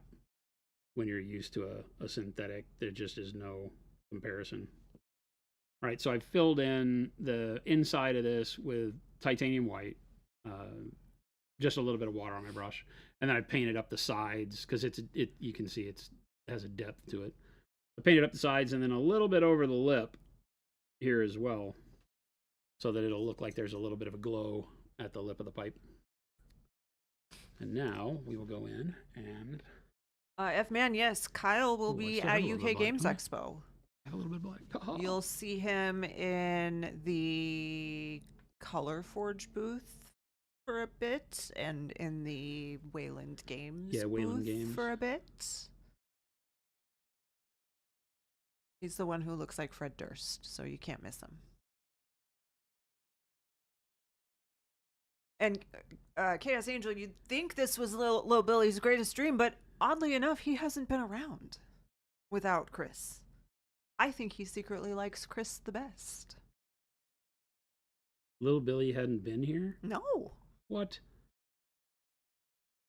I don't even know what's going on. It's like his time to shine. Wise Wolf wants to know what you mean by snap when you talk about brushes. Great question. So snap, here, let me finish this real quick and then I'll show you. Got a little bit of black. Yeah, I think they're on the cruise together. Huh? They're on the cruise together? Yeah. Oh my God, that was the secret nobody would tell me. That's what Chris meant to tell me when he was like, oh, it'll be very sad. I don't want to tell you something sad. Lil Billy mentioned that he was going on a cruise. Christopher definitely is on a cruise. An Alaskan cruise. Pop in closer. So I've gone in and done black stippling in there to give it the idea of, the pipe weed. Okay, so for snap, you can pop one out again. Let me get a brush that is indicative of this. We'll take a sable number 5 and a synthetic number 6 here. We went on the cruise to continue to heckle Chris. Yeah, that would be so great. So a synthetic starts straight like any round brush does, and as I paint with it, even when I paint with a heavy hand and bend it all the way over, you'll notice that I'll sit here and hit it a bunch of times like this, and then you'll look at it, and it's back to straight, right? So it flattens out, but it stays straight. So you don't lose any of this. So the reality is that as I paint a lot of texture and I paint very quick with brush strokes, even at light brush strokes, if you're doing lines, every time I go in to make a line of color, right? I put some black on here. Every time I go in to make a line of color, I know that I can go back and stop my line at the same spot every time. Like I can do parallel lines and keep them fairly consistent, right? With a sable, because it's always snapping back, right? Every time I flick the brush, it snaps back to straight, okay? Now, sables are more flexible. That's what is so great about them. They're, for a person that paints with a heavier hand, they hold their point better under pressure. You know, they don't deflect as bad, but they also don't go back to straight immediately, right? That's just flicking it once, twice, 3, 4, 5, 6, 7. See, they don't have the snap. Okay. And that's just because it's natural hair. Just like you, when you go to sleep and you wake up with bedhead because it's all been pressed in a direction, it remains in that direction until you give it a reason not to, wash it, you know, move it back and then get it wet, whatever. So, you know, even though I bend it over and it doesn't go back to straight, I can, you know, simply press it back. So it's not like it hurts the brush. But for me, what this creates is a situation where if I'm going very fast and I'm pulling lines, all those lines may start at a different spot. If I'm not careful, see, some of them are dropping low because the brush is deflecting. It's going this way. So it starts the line further out than the previous time. Because I hit it here, and now when I go back, it's now, I would press and expect that it hits at the same spot, but when I press and hit at the same spot, it hits high, right? I'm aiming for the same spot, and it hits a little high, because it's deflected off a bit. The point was, you know, a couple millimeters this way, and now it's this way. So if you're controlling with your hand, you know, your muscle memory and your hand-eye coordination is doing this, you're having to adjust with the way that I paint all the time to make sure that I'm actually, okay, start where you want, start where you want, start where you want, start where you want. And each of these brush strokes may be a little bit different because of the fact that that deflection stays inherent to the brush until it is wet and cleaned and then, you know, goes back to straight. So that's the difference. Miller Fjord, can you restore a synthetic brush with a hooked tip? No. I got a set last year. Haven't been able to return them to a fine point, so I just don't use them for detail work. You Not can really. avoid No. it though. Not really. No. You'll see a lot of people that'll tell you. I saw one on the internet. It made me shake my head. There's a lot of people that say use a blowtorch and heat a knife and cut the hook off, and I'm like, oh my god, dude. And then they put it in boiling water and melt the bristles and straighten it back out. I'm like, oh my god, dude. There is no way to fix a hook. It's like saying, is there a way to fix my credit card if I bend it like this for 50 hours No. and then it won't go flat anymore? No, there's not. You can heat it up and it might melt back to flat, but it will fatigue and it will always want to crack and break along the point where it was bent. So even if you heat your synthetic brushes up and you can make them straight again, after you use them a little bit, then they'll start breaking the points off because you cannot, unlike metal where you can heat it and reform it and center it and get it to be just as strong after heating as that, plastic isn't like that. You can't heat plastic up and then have it go back to being as strong as it was before. It alters the composition of the plastic when you do so, right? So there isn't a way to straighten them out. What we do talk about though, and we have a video on our YouTube channel called Chasing the Point. And so what you do is get it into its starting position where it's a round brush with a point, right? So this is synthetic, right? This is one of our pro synthetic 6s, right? So it's a big brush, a lot of bristles, right? If anything's going to bend and hook, it'll be something like this. This is an old brush too, right? And so when you go and paint, you'll know that with all brushes, as you paint a couple of strokes, right, it flattens the point out. See how it squares the point off? And so you're like, oh, well, that doesn't do the detail. That does a wider line than I want. But if you rotate it 90 degrees, you get a knife's edge point again. Might turn it, zoom out a little so they can see what your hand is doing when you turn it. Yeah. So, you know, when you paint, and naturally the bristles flatten out. So you see it's a blunt point now.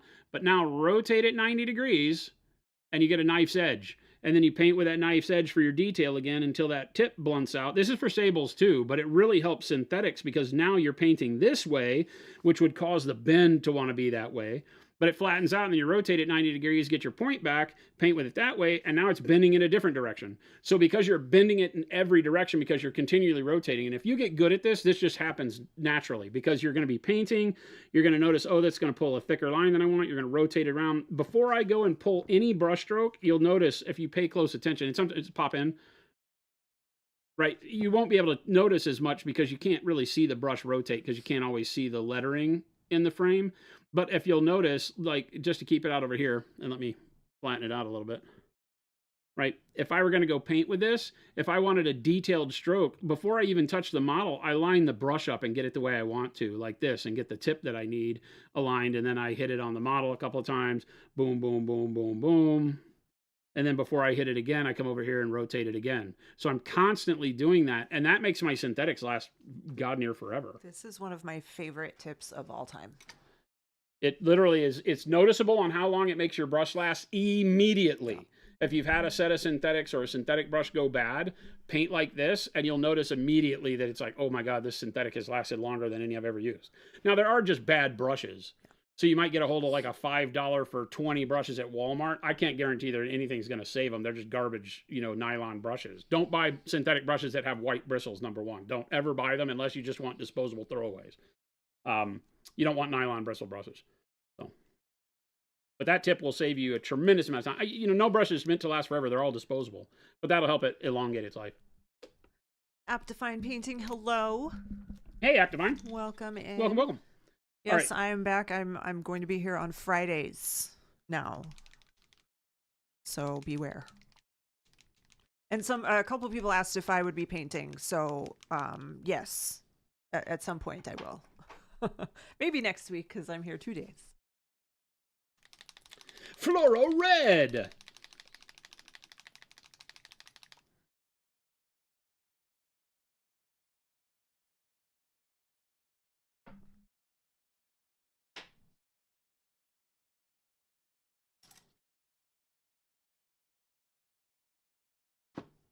Christopher is a hard worker, and he was 100%. working extra to be here on Fridays because his team is Monday through Thursday.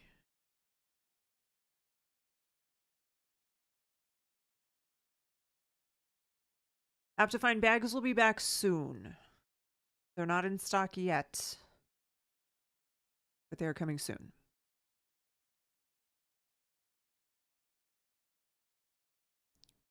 Michigan Star said, is it true that bent tip of synthetic brush can be fixed by putting it in boiling water for a couple seconds? You can straighten it back out. It will not fix it. Yeah. The answer is no. You cannot fix a bent synthetic. No matter what anybody wants to tell you, you can't. Yeah. You can straighten it back out. It will immediately bend and most likely break again because plastic forms a memory when it bends. You can't fix that memory. You just can't. If you missed what Jason just did, rewind like 5 minutes. Yeah. You definitely can heat it. You can take plastic and heat it up and bend it. It's always going to be more brittle after it's been bent than it was beforehand. And so there's just no defeating that. That's just the way it is. Same with resins, same with anything, because as part of the curing process of plastics and resins and stuff, that heat is put on them at that point. When you heat them up again, you don't uncure them and cure them again. You just make them brittle. It's not like metal. I've worked with metal my whole life, and metal you can reheat and bend, and as long as you quench it and treat it right, you'll get stronger metal in some cases than before you heated it. Plastic doesn't work that way. You can't make it stronger. You can only make it weaker by heating it. So when you heat the bristles up and you pull them straight, hell, you might fuse them together. Now it doesn't even work like a brush. Yeah. Because a brush requires all the individual filaments to be separate so that the capillary action pulls the paint up into it. If you heat the bristles and they weld themselves together, then the brush doesn't even work. It'll have a real tight point, but it'll be like super glue, So it won't work as a brush anyway. So no, you really can't fix a brush that has been bent. Just an unfortunate truth.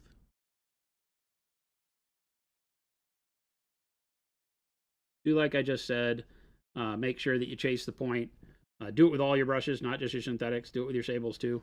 You'll help to keep them in much better shape. Because, your own hair on your head doesn't want to keep getting scrunched in the same direction all the time. That looks really good. That was just some from fluorescent red. Can you pop in one closer? Some fluorescent red.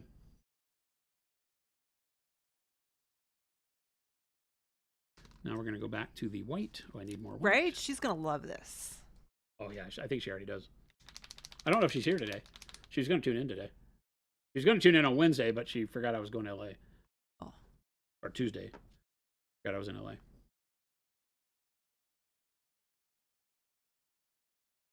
I'm really happy with how he's turning out. This is a fun little model. Simplistic in its form, so it allows you to have some fun with bigger open spaces to play with. And now I'm going to go back in the little smoldering weed. Which light, if you're talking about Jason being in California, that was this week. He was already there. Yep. And back. Less than I literally like went for 24 hours. Like 24 a little hours. over 20, almost like exactly 24 hours. 6 hours or something like that.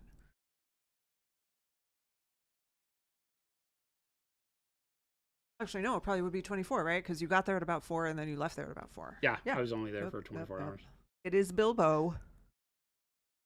As a matter of fact, the plane that I left on is the one you flew back on? Is the exact same one that I flew in on. They just fly right? back They and fly forth. in and fly out on the same one. Yeah. That's the reason there's only 3 flights a day, because it goes there, back, there, back, there, back.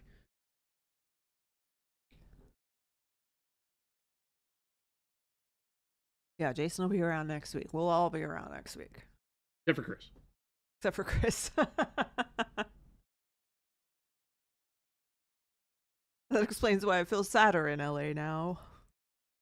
There was a little glimmer, and then he's gone. There was a glimmer of hope, and then it was gone. Thought about running for mayor while I was there. Shadowcast said, so I was watching Jason's How to Assemble Models. I almost flashed back to welding school and my teacher saying prep is 90% of the work. 90% of the work. You got it. Mise en place. It's like when you're doing body work, or if you want to do car paint. A buddy of mine that was, always wanting to be a car painter. And I'm like, oh, that's great, man. You realize that's 90% body work. And he's like, no, man, they have guys that do that. I go, ha, ha, ha. Giggle, giggle. They do not have guys that do that, it turns out. In your best Morgan Freeman. It turns out they, in fact, do not have guys that do that. Big thanks to the fulfillment team ahead of time. Yes, they do rock. We will pass those thanks along to them. They will need it next week. Gonna hype them up. Give them lots of encouragement. I'm gonna bake them some cookies.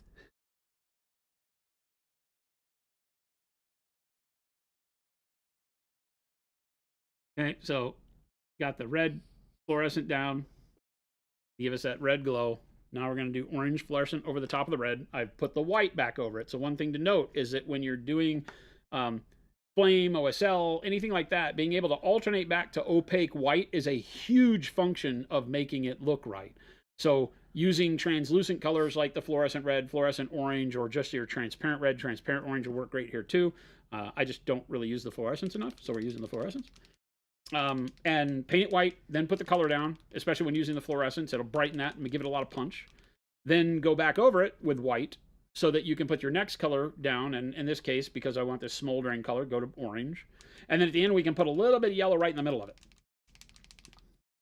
Although the yellow would really only happen when you're taking a pull on the pipe, right? But sometimes you do things just so that they look cool, not because that's the way it is. How, man, do you hush? Don't you put that out into the universe. What do you do? I'm not saying it. I'm not saying it out loud.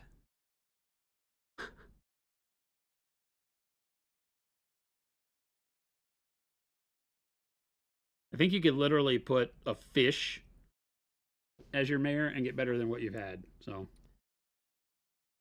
all right, here we go. But we don't talk about politics on this stream.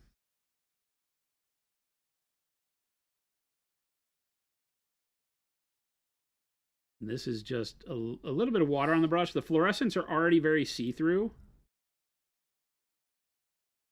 So being able to keep that see-through nature is what's really going to do all the work. Oh, I might be too zoomed in. Well, I keep moving off. Yeah. I think you're fine. Okay. I just am having to rotate it around in weird ways.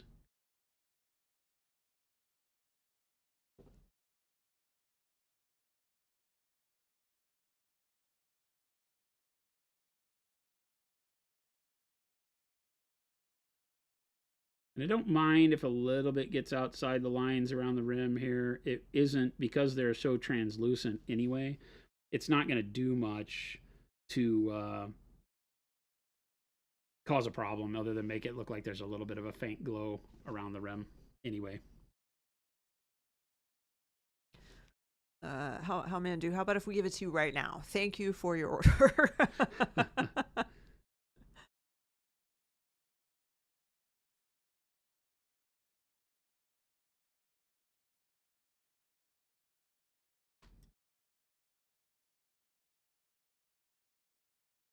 Might take a little bit of the red again.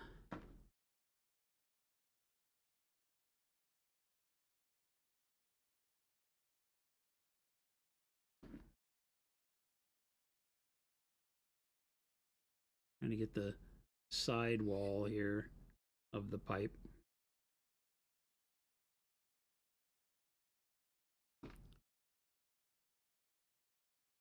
Be just a little bit darker.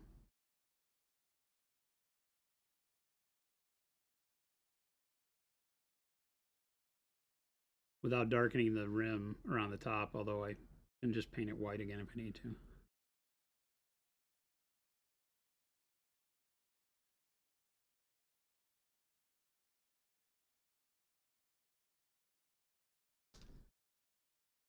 All right, and then a little bit more white.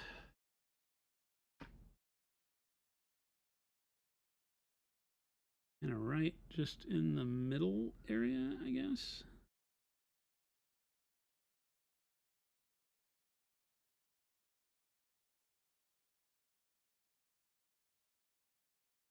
Not much. 4 or 5 little pokes of white in the middle there.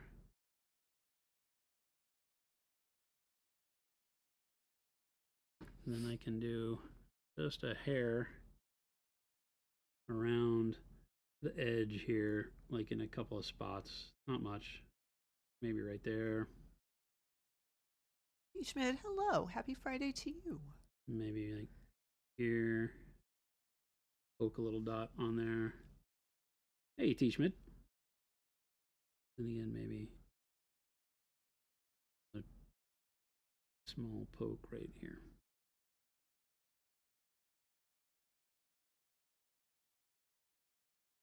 Just to break up the edge a little bit.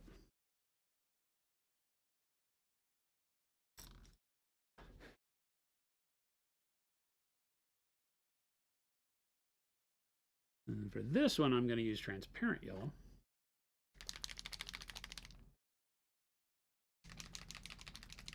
Has a little bit more kick than the fluorescent for spotting like this.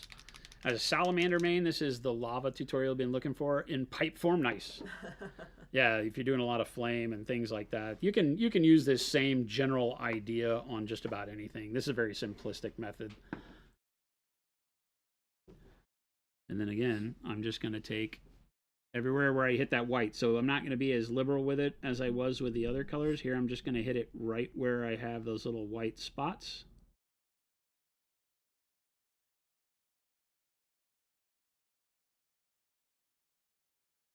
Like so.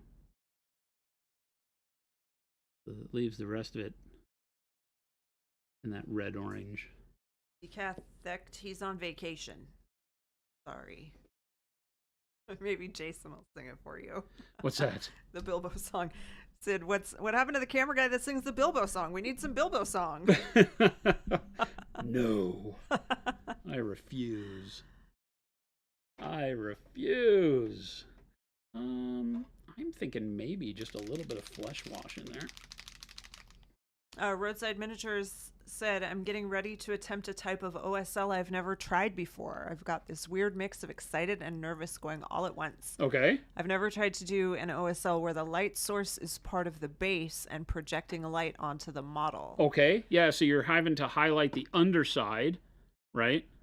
As opposed to your standard highlights on top mentality. I'm assuming. I said I did take a bunch of reference pictures with little LED light, though, so hopefully that'll help. Yes, Gabe also sings, but he is not here either. It's his normal day off. He's not on vacation. I don't think. Maybe he is, because he's not here Monday. And then he's... I don't remember what he said he was doing. I don't know. I feel like he's doing something. And then he's not here Thursday either. I don't know. I don't know what those guys do when they're not here. When they're not here. Not my circus, not my monkeys.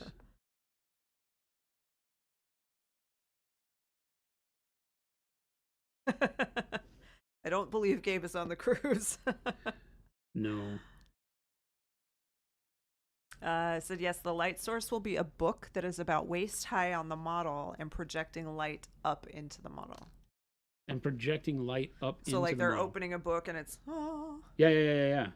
You already have a plan? Are you asking me for help? I think it was just a statement. That's awesome though. Excited and nervous. You got this. You got it. You can do it. That's awesome.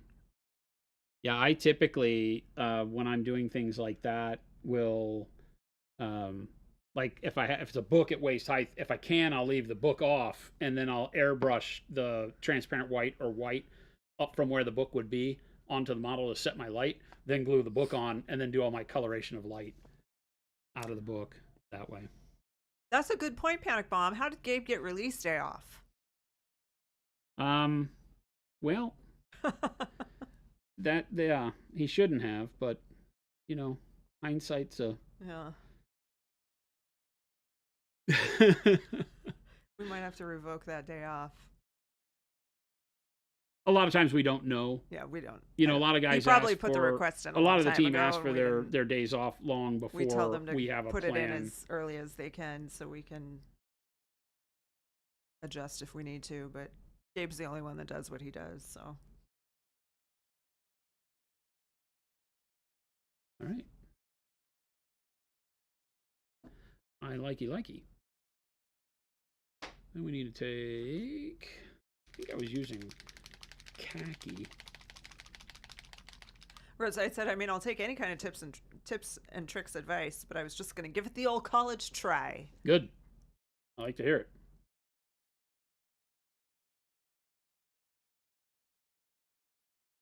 Yeah, the one of the greatest things for an airbrush to do is to act like a light, because it throws paint at the model the same way a light would throw light at a model. And so you can just kind of put the airbrush point, right? Say this had flame coming out of it.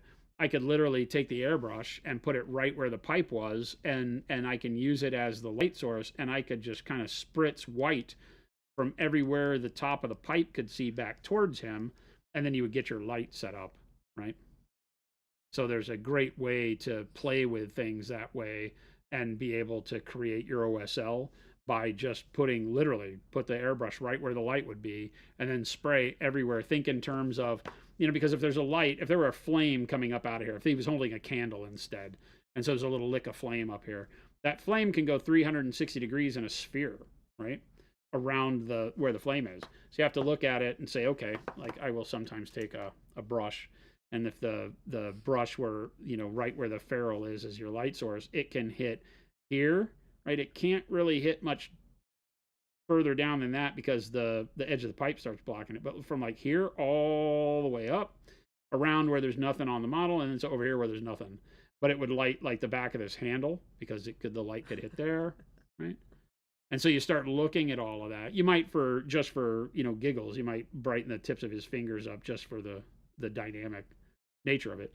But that's how you do it. And if you then take the airbrush, if you have that all figured out in your head, and you take the airbrush and you just spray at those angles, right, then it'll set the light everywhere you need it, and it'll hit just the direction on the model that you need it to, and leave like the top of the hair dark, as opposed to taking this and trying to brighten up the areas that you want, or dry brushing with the wrong brush direction and things like that. The airbrush is king for being able to set up how you want to have things like glow work.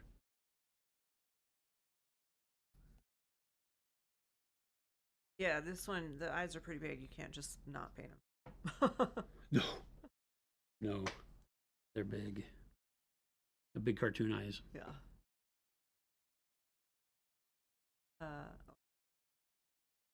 What's that?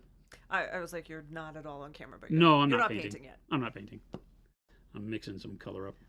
I wasn't happy with the way the highlights got drenched underneath the one step. I didn't dilute it enough, so I need to come back. Bablo Biggins? Bilbo Blaggins? Biblo Blaggins? Who's making fun of Bilbo? Bilbo. There you go. Greatest little hobbit of them all. Chris will be proud. Yes.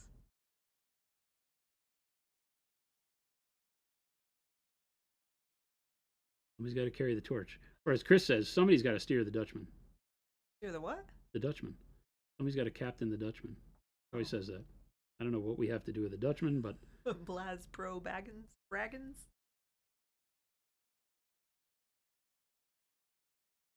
Dingo Boggins.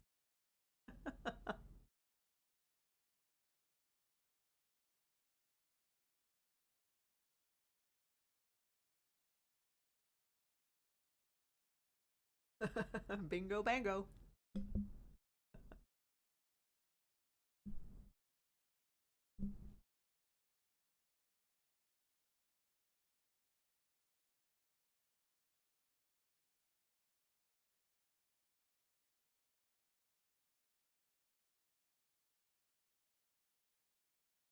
Roadside, no way. Discord is a very accepting place, What's the very matter? encouraging place.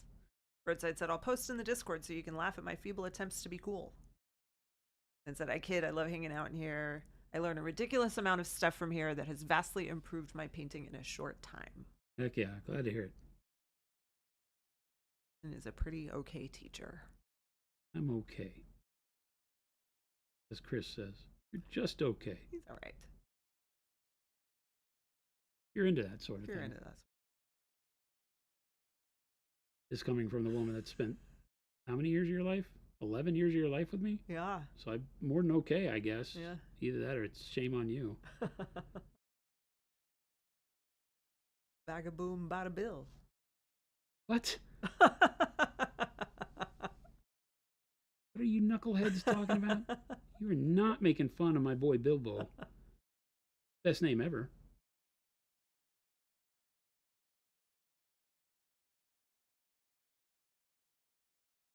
Trying to set up the glow of hair around the crown again because it got all out of whack.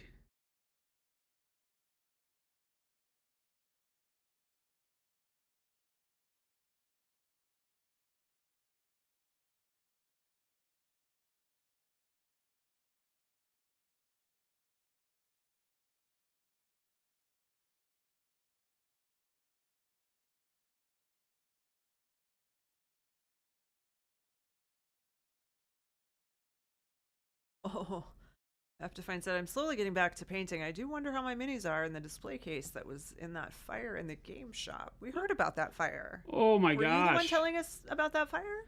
You had stuff in somebody the else? cases? Oh my god. I'm sorry to hear that someone that. broke in to a game shop and then set a fire or something? Yeah, we had that. And then I think there was Yeesh. another one that just caught fire. I don't know what the reason for it was, but there's been two. Oh, there were two? There were two. Oh my gosh. Bad I don't week for think the game other one was shops. one of our dealers. I think our dealer was the one that got broken into and set on fire. Oh, okay. Dragon something. Dragon's Lair. Dragon. The guys have been talking to him.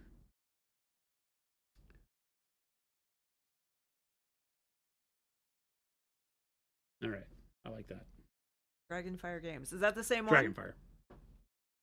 That's the one. That's the one I was talking about. That's the one that That's got the one I have to robbed, find. I think, and That's also the one Aptifine's talking about, yes. Ugh, it's terrible. yeah, they came in and vandalized it, and that's like a vendetta. That's somebody that's just pissed for some stupid Yeah. reason. Like, who does that?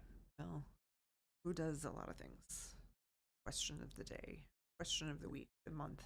What's the year. wrong Eternity. with people? That's Question of eternity. Eternal question. Whoever set that game shop on fire, I'd like to meet them. Just want to talk. yeah, just once. I only need about 15 minutes. There's something darkly ironic about Dragonfire being burned down, though. That is true. Ugh. And fire is rough. We It's close had to one. home. Yeah, we had one here 2 years ago, 3 years ago, something like that. It was traumatic, and it didn't even really damage anything inside, other than the fire department had to cut through the lock and break the glass door to get in because they thought it was inside, but really it was outside in the back.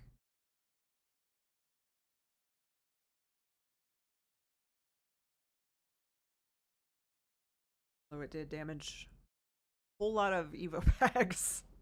So it had destroyed a lot of product. Yeah.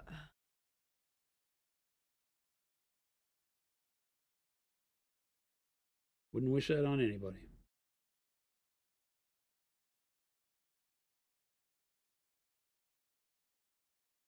Yeah, the Evo bag.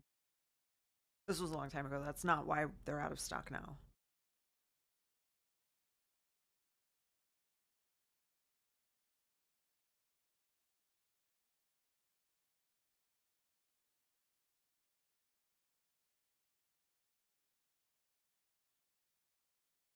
Yeah, no, not the. No. Haley said, "How would you emulate a marble texture effect without the airbrush through the dry baby wipe trick that every YouTube painter seems to talk about?" Yeah, I mean that's a really easy way to do it. You can do it on your own without an airbrush at all.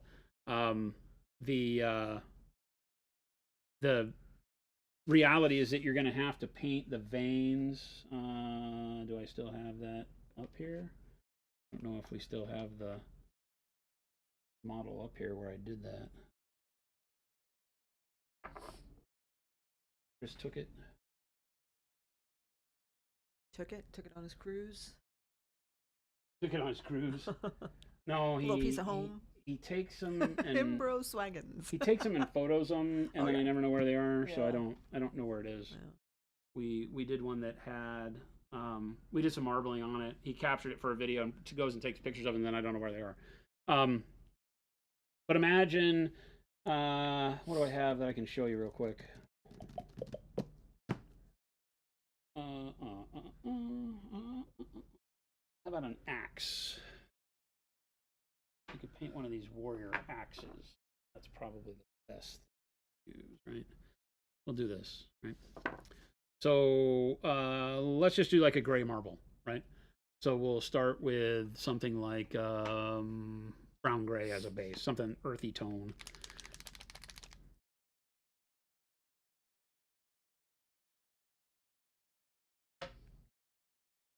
And then You I'll should want focus when he gets started. something like a warm gray, right? So for this, I typically want something, a dark and a mid-tone version of a color. So in this, case, gray works good, and they don't have to be the same gray. You don't have to use like dark warm gray. I like mixing up colors, but whatever's comfortable for you, you make it work.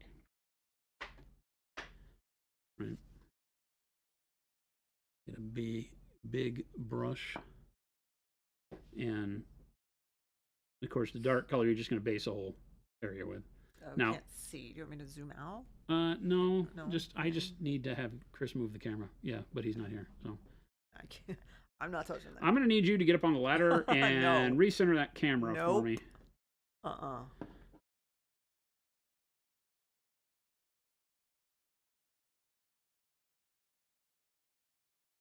Probably just do this one blade to get the point across, but let's color that too. Oh, the wet willy days. Try to hold it up here because that's where the camera is focused. Okay, so I'm going to be moving fast, so it's going to wet blend because you can see my paint is still wet, right? So you can choose to wet blend or not, but even if you're just layering, it's fine. The next thing that I typically want to do is start in with my, my brighter color and go ahead and get it to blend in here a little bit. Like I said, with my wet blending, this makes this even easier because I'm going to be able to get a nicer blend of color going on real quick.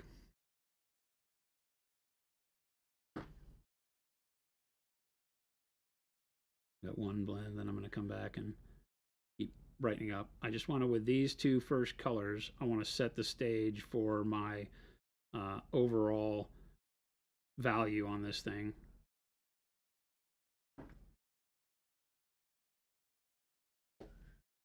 I'm working very heavy and very wet, as you can tell.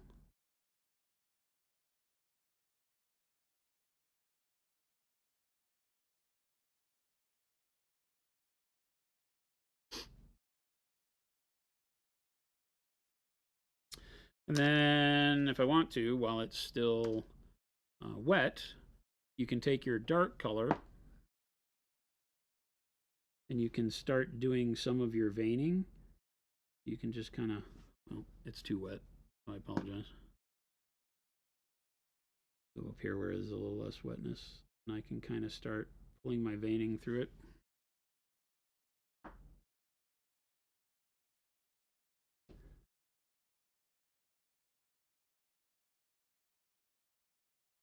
Again, think of it as like, I don't know, like you're painting lightning, you know? Just kind of branch it off, tree branches, whatever.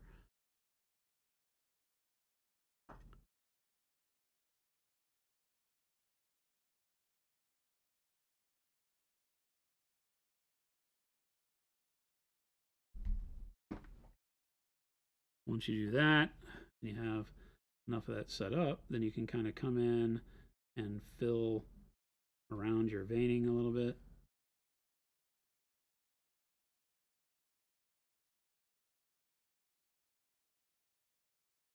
With your brighter color. You're just wanting to kind of spot it. You can see I'm painting very loose.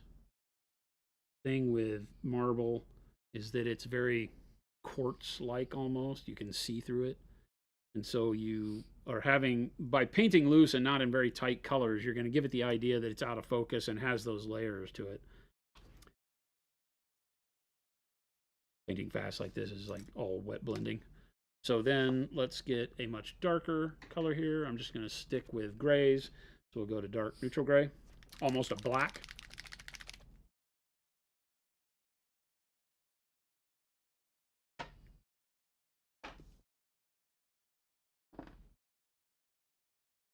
Again, where I have those lines, now I can kind of come in and do right kind of inside of where I painted that veining. So it leaves a little bit of a halo of darkness around the outside of these veins. So very thin. It's kind of covered up by the, yeah, there we go.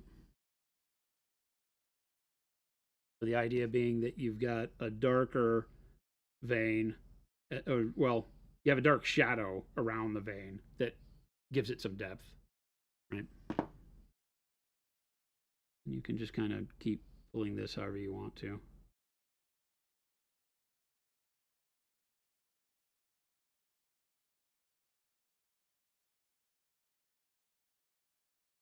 You want to pull some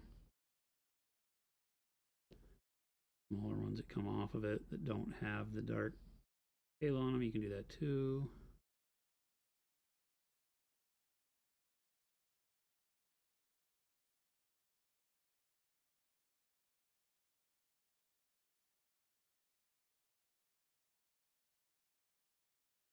And then what we do is we just keep using that bright color that we did.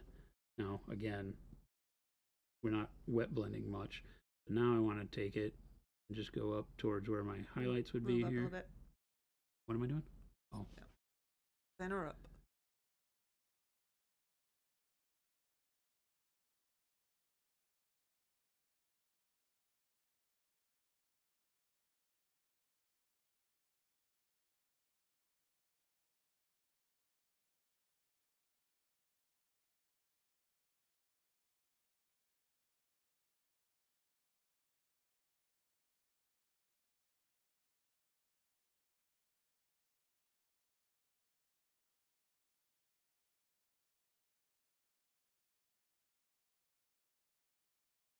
And I need something like, we'll use a cool gray, something brighter.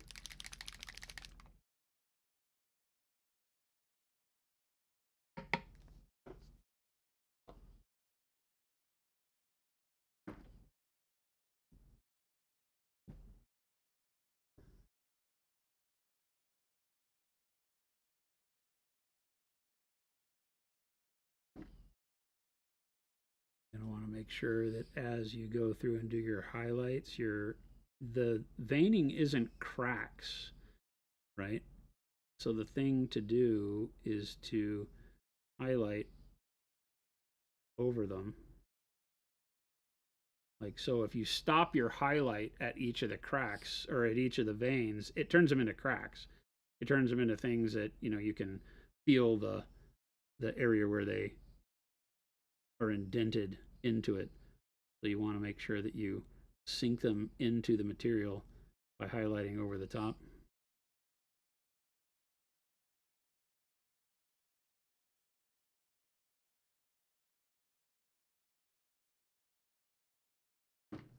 And then we can even glaze on the surface here. a little bit of the brightness as we come up towards the top of the axe, which is kind of like, imagine them like veins under the skin, glazing the colors in there. So just keep working it like this, adding darkness where you need it, adding brightness where you need it.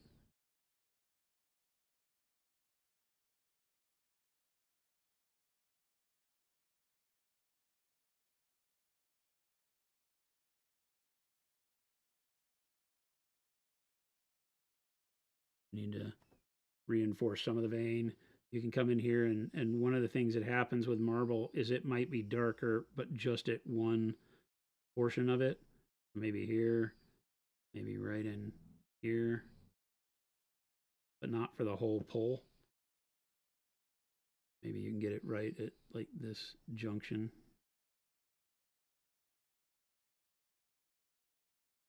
Maybe here at the edge.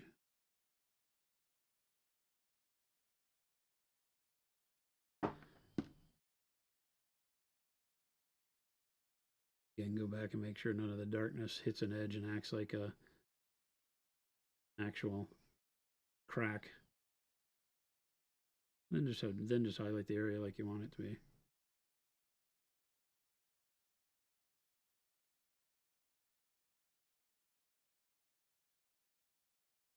This is really sloppy, but gives you the idea.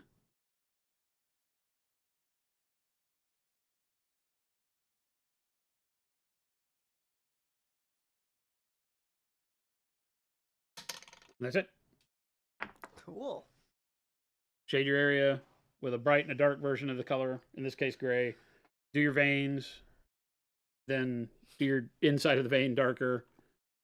Glaze over it how you want to. Do whatever colors. You can change the veins to like ruby red. You can do whatever you want to with them. I want to go... I don't know if I want to go to pure khaki here or not. Shadowcast said I would love to see a guide on how to do those tarps you put on your walking tank things. Oh, yeah. We could do that. Not today. Not today. It takes a little bit more prep time with the cloth. I got to get some cloth. I mean, you can do it with tissue paper if you're good.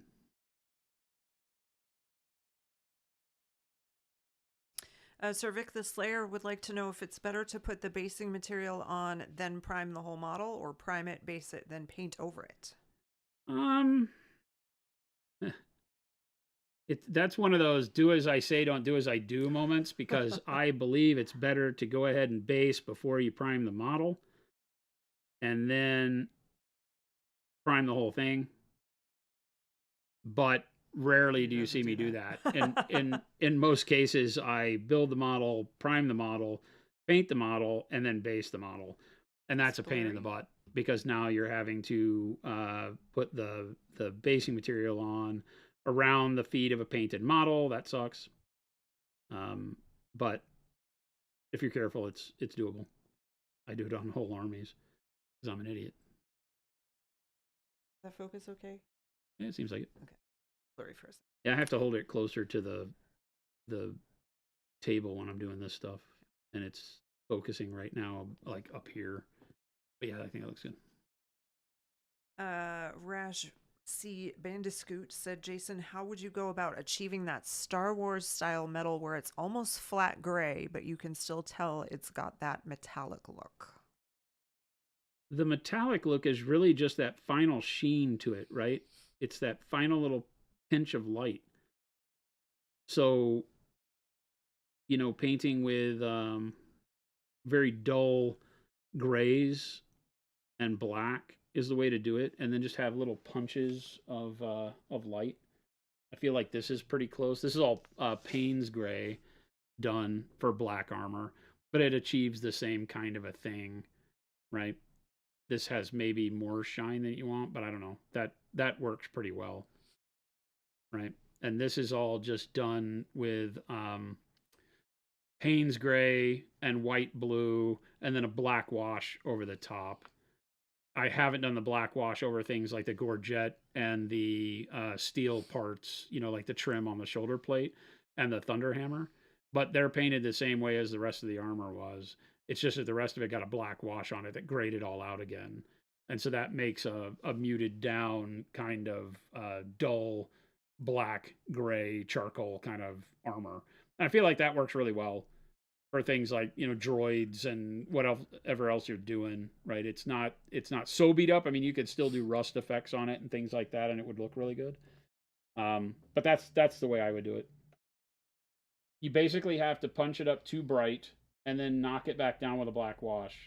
If you go look on our YouTube channel, one of the ones that I did that was kind of like this might have more shine than you're looking for. But that's how I did this Antonio LT gray armor too. Was I mean, it starts with like dark purple in the shadows, but then it goes to the Payne's grays and the white blues, and then a black wash over the top to dull it back down, and then pull your brightest highlights back on with like the white blue or the bright neutral gray again with little doots everywhere to pull your final dings and hot spots back on. But that way you can dull it down, make it look like that Star Wars-esque, because Star Wars is fairly gritty. It's fairly more real world. It doesn't have a lot of real vibrant colors unless it's, at a some sort of ball or something like that. So I feel like it holds that very well. If you don't go back and put the brightest highlight back on here, it's even duller. Obviously, more like what I showed you with the Death Company armor. But that would be my plan. That works really well. The trick is always to maintain your balance in how bright you actually allow it to get. Because if you put too much brightness on the model, then it turns into, bright gray, and it loses the idea of being black, even, dirty black or gray. You just got to keep it from getting too bright. Scorched Earth said, "Thank you for always taking time to help us. It's incredible and incredibly appreciated." 100%. Buzzsaw said, "How thick should the glazed wash medium be? I've picked up 2 bottles now and they have almost zero flow. Have I just struck out twice? Am I misunderstanding how it should be?" So where'd you get them from? Is a question. Yeah, that'd be my first question. Is maybe they've been sitting for a long time in a window or something? Because no, they should be. I mean, like here's our glazed wash medium, and if I put a drop out on my finger, right, it's like paint, but it should drip. Right? That was oddly satisfying. It really was. Right? I mean, it should have a viscosity that feels like paint. Slightly oily almost, but like it doesn't have a lot of stretchiness between your fingers or anything. So that's the way it should be. A droplet should pull but not stretch a string between your fingers. Baby J was also struggling with camera placement yesterday. Chris should really fix that. I think it's because Jordan is. Chris moved the camera and says he doesn't, and he did. He needs a little remote to with a program of. He needs a PTZ. I've told him he needs a PTZ, and he refuses to do it. Pan, tilt, zoom. Oh, paint should not feel like a booger. It's true. What's that? Paint should not feel like a booger. It should feel like, well, it shouldn't even feel like snot. But the glazed wash medium feels more like snot. A little snottier. A little snottier. Noosh is snottier, isn't it? Oh yeah, Noosh is snottier for sure. All right, so I need to now. It's 3:59. I need to glaze back over the top of the hair, and then we can be done for now. Okay. Oh, we're gonna run a little bit long because I don't need to just do that. I need to do this too. We rode together, so you're trapped. Yeah, because you're holding the keys. My car, you're holding the keys. Yep. Should paint taste like a booger? Don't eat the paint, and don't eat your boogers. I mean, I cannot answer that question. I don't do either. I can't tell you what to do. I can only tell you how to be a better member of society. And booger eating and paint eating does not get you there. Cervix, every Friday. You got us. Me and Jason. We love the others too, but thank you.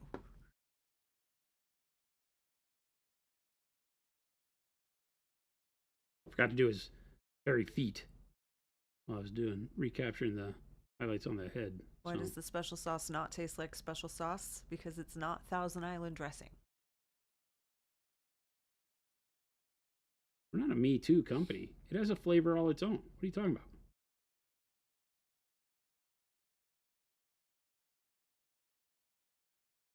Oh, okay. It's like a cross between sriracha and wrung out sock water. Disgusting. What? You're just not hip enough. As I said, maybe the FLGS had old stock, had more stuck than yours, but not bad. You can thin it down and it should just work fine. But if it's too much thicker than that, then yeah, I'm not sure what we have a problem where some stores put their paint racks in their front window where the sun shines in. I hope that's not the issue for you. We try to tell people don't do that. We had a local store that had our paint rack in Arizona. Oh no. Right No. at the door where the sun was shining in, and I'm like, wait a minute, like that's not where you want that, right? Like, why? It's like, because it's hot. You're gonna clip that and show your little girl the booger part about not eating your boogers? What? The transparent white being a solid pigment brick. I mean, it should be solid, but we have had that issue before. It's zinc, and zinc doesn't zinc will over time kind of solidify. It's just a way that pigment works. But if you have a bottle, contact support. You got it from a store. Oh yeah, then they should be able to. They can help you out. They should take it back for you, like give you a refund or exchange it or something. Yeah, they'll contact us. They can contact us. So if they give you any issues, just let them know that they can contact us and we'll fix it.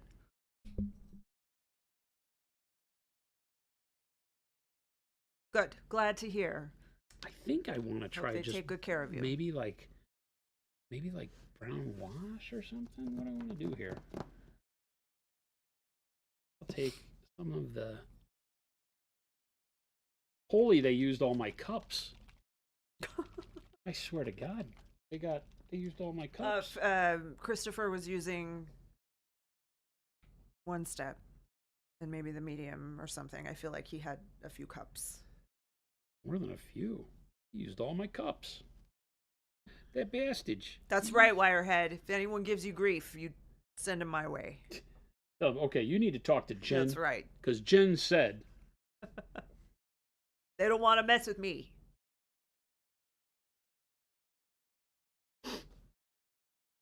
Jen's nice until she isn't. That's true. And she's good at being not nice. I'm working on being nicer all the time. Are you? Yeah. When that start? Huh? What? You testing me? Are you testing me? I love that. Are you testing me? Yes. Today is not the day. Not the day. And I am not the one. I am not the one. Right. Get your mouth washed out with brush soap. What?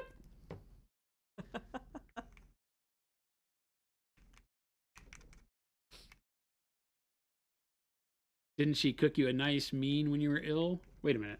Meal, yes, I did. I took good care of him when he was sick. She does. When she's sick, she won't let me anywhere near her. Yeah. We're both really bad. We're bad at being sick. We don't get sick very often. We don't get sick. We're not used to it. But we're not the kind of people that are looking for help. Yeah. We're very independent. It's like, how about you go away and I'll be fine.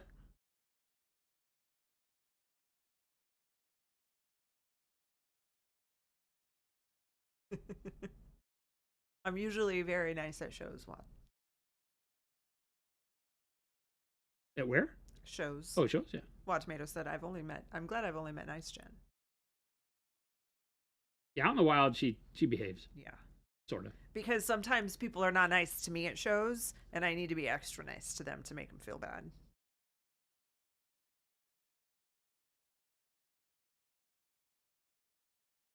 Yeah, I mean, I haven't been a teacher for a long time, but I still got it a little bit. It sounds like me when I'm sick. Just go away and let me die in peace. Yeah, exactly. That's kind of the way it is. Pretty much exactly the way it is.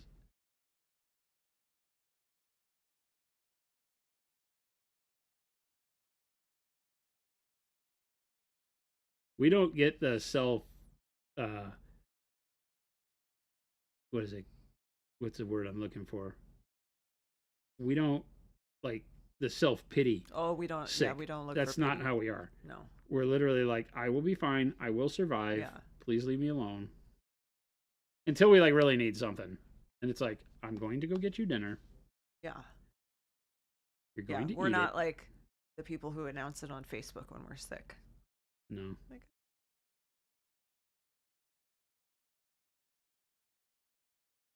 No. We always know that like it's really a problem because neither one of us are like, into I don't feel well. Yeah. We're not trying to miss school. I'm also not trying to burden other people with my burdens. Gresh, thank you. What was that? R.I.P. to your master soap. What happened? Said I threw my master soap in the trash. Your goop is the best. Oh. You need a good dinner idea for tonight, Hellmandu? So do we. Jinx, you owe me a Coke. What do you guys got? Jinx, you owe me a Coke. There we go. We just got a much better brown hair out of him. Oh, yeah.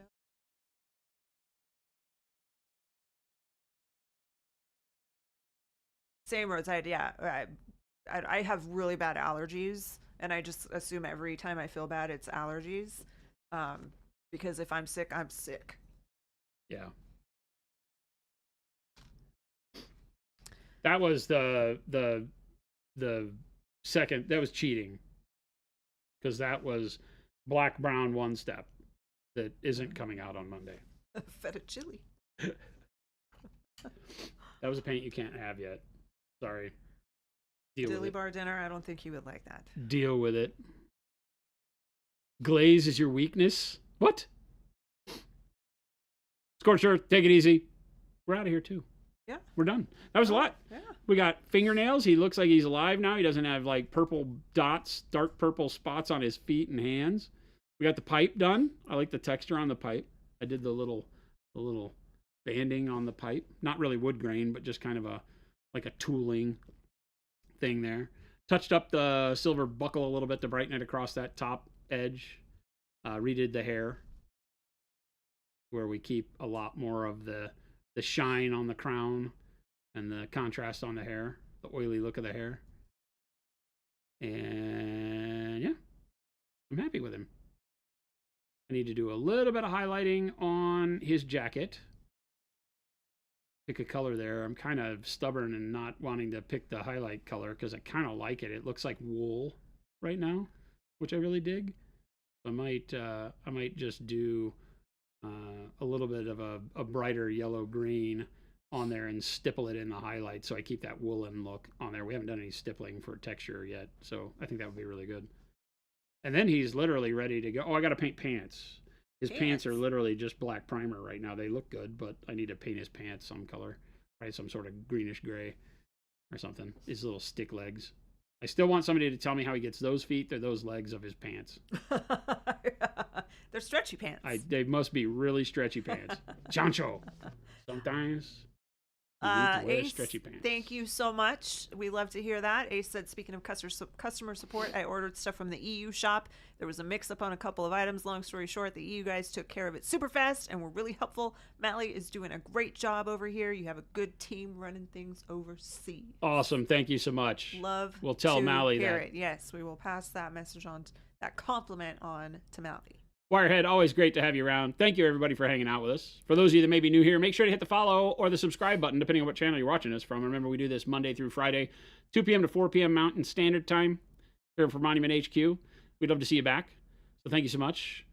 Become part of our little family. Oh, hold on. I got to get So you my gotta do the instructions. links. I did the links Oh. already. I just have to get my instructions on what I have to do at the end because I don't remember. Make sure to click the links that scrolled up there in chat that Jen dropped in. Make sure to join our Discord. The one-step paints go live on Monday. If you're part of our Discord, you will get a notice ahead of time when you can buy them on the store link before the general public. So if you're interested in one-step and getting at the front of the line, make sure that you join the Discord and stay tuned in the HQ announcements channel that we will hit up on Monday morning, like kind of right as it goes live. So you don't have to do the F5 thing all day long. So How man do? It's only like $70. You shouldn't need a mortgage on your house for that. Don't lose your house for one step. I think they're like $64.90 or something like that with the 10% set Yeah, discount. it's like 72 would be without the discount. So yep. Yeah. Less than $72. Yep. Yeah, so the first 12 one-step colors and the special sauce medium will be on the store on Monday. We have no idea how long this range will last, so jump on it. We are obviously making more. Set an alarm. So, yeah, definitely set your alarm. We'll see you back here next week. Stick around. Jen is going to find us somebody to raid. Kenny. So, Kenny. We're going to go see Kenny at Next Level Painting. So, thanks so much for hanging out with us and watching us and paint. Have a wonderful weekend. Don't do anything we wouldn't do, and we'll catch you on the flip side. Bye. Adios, gang.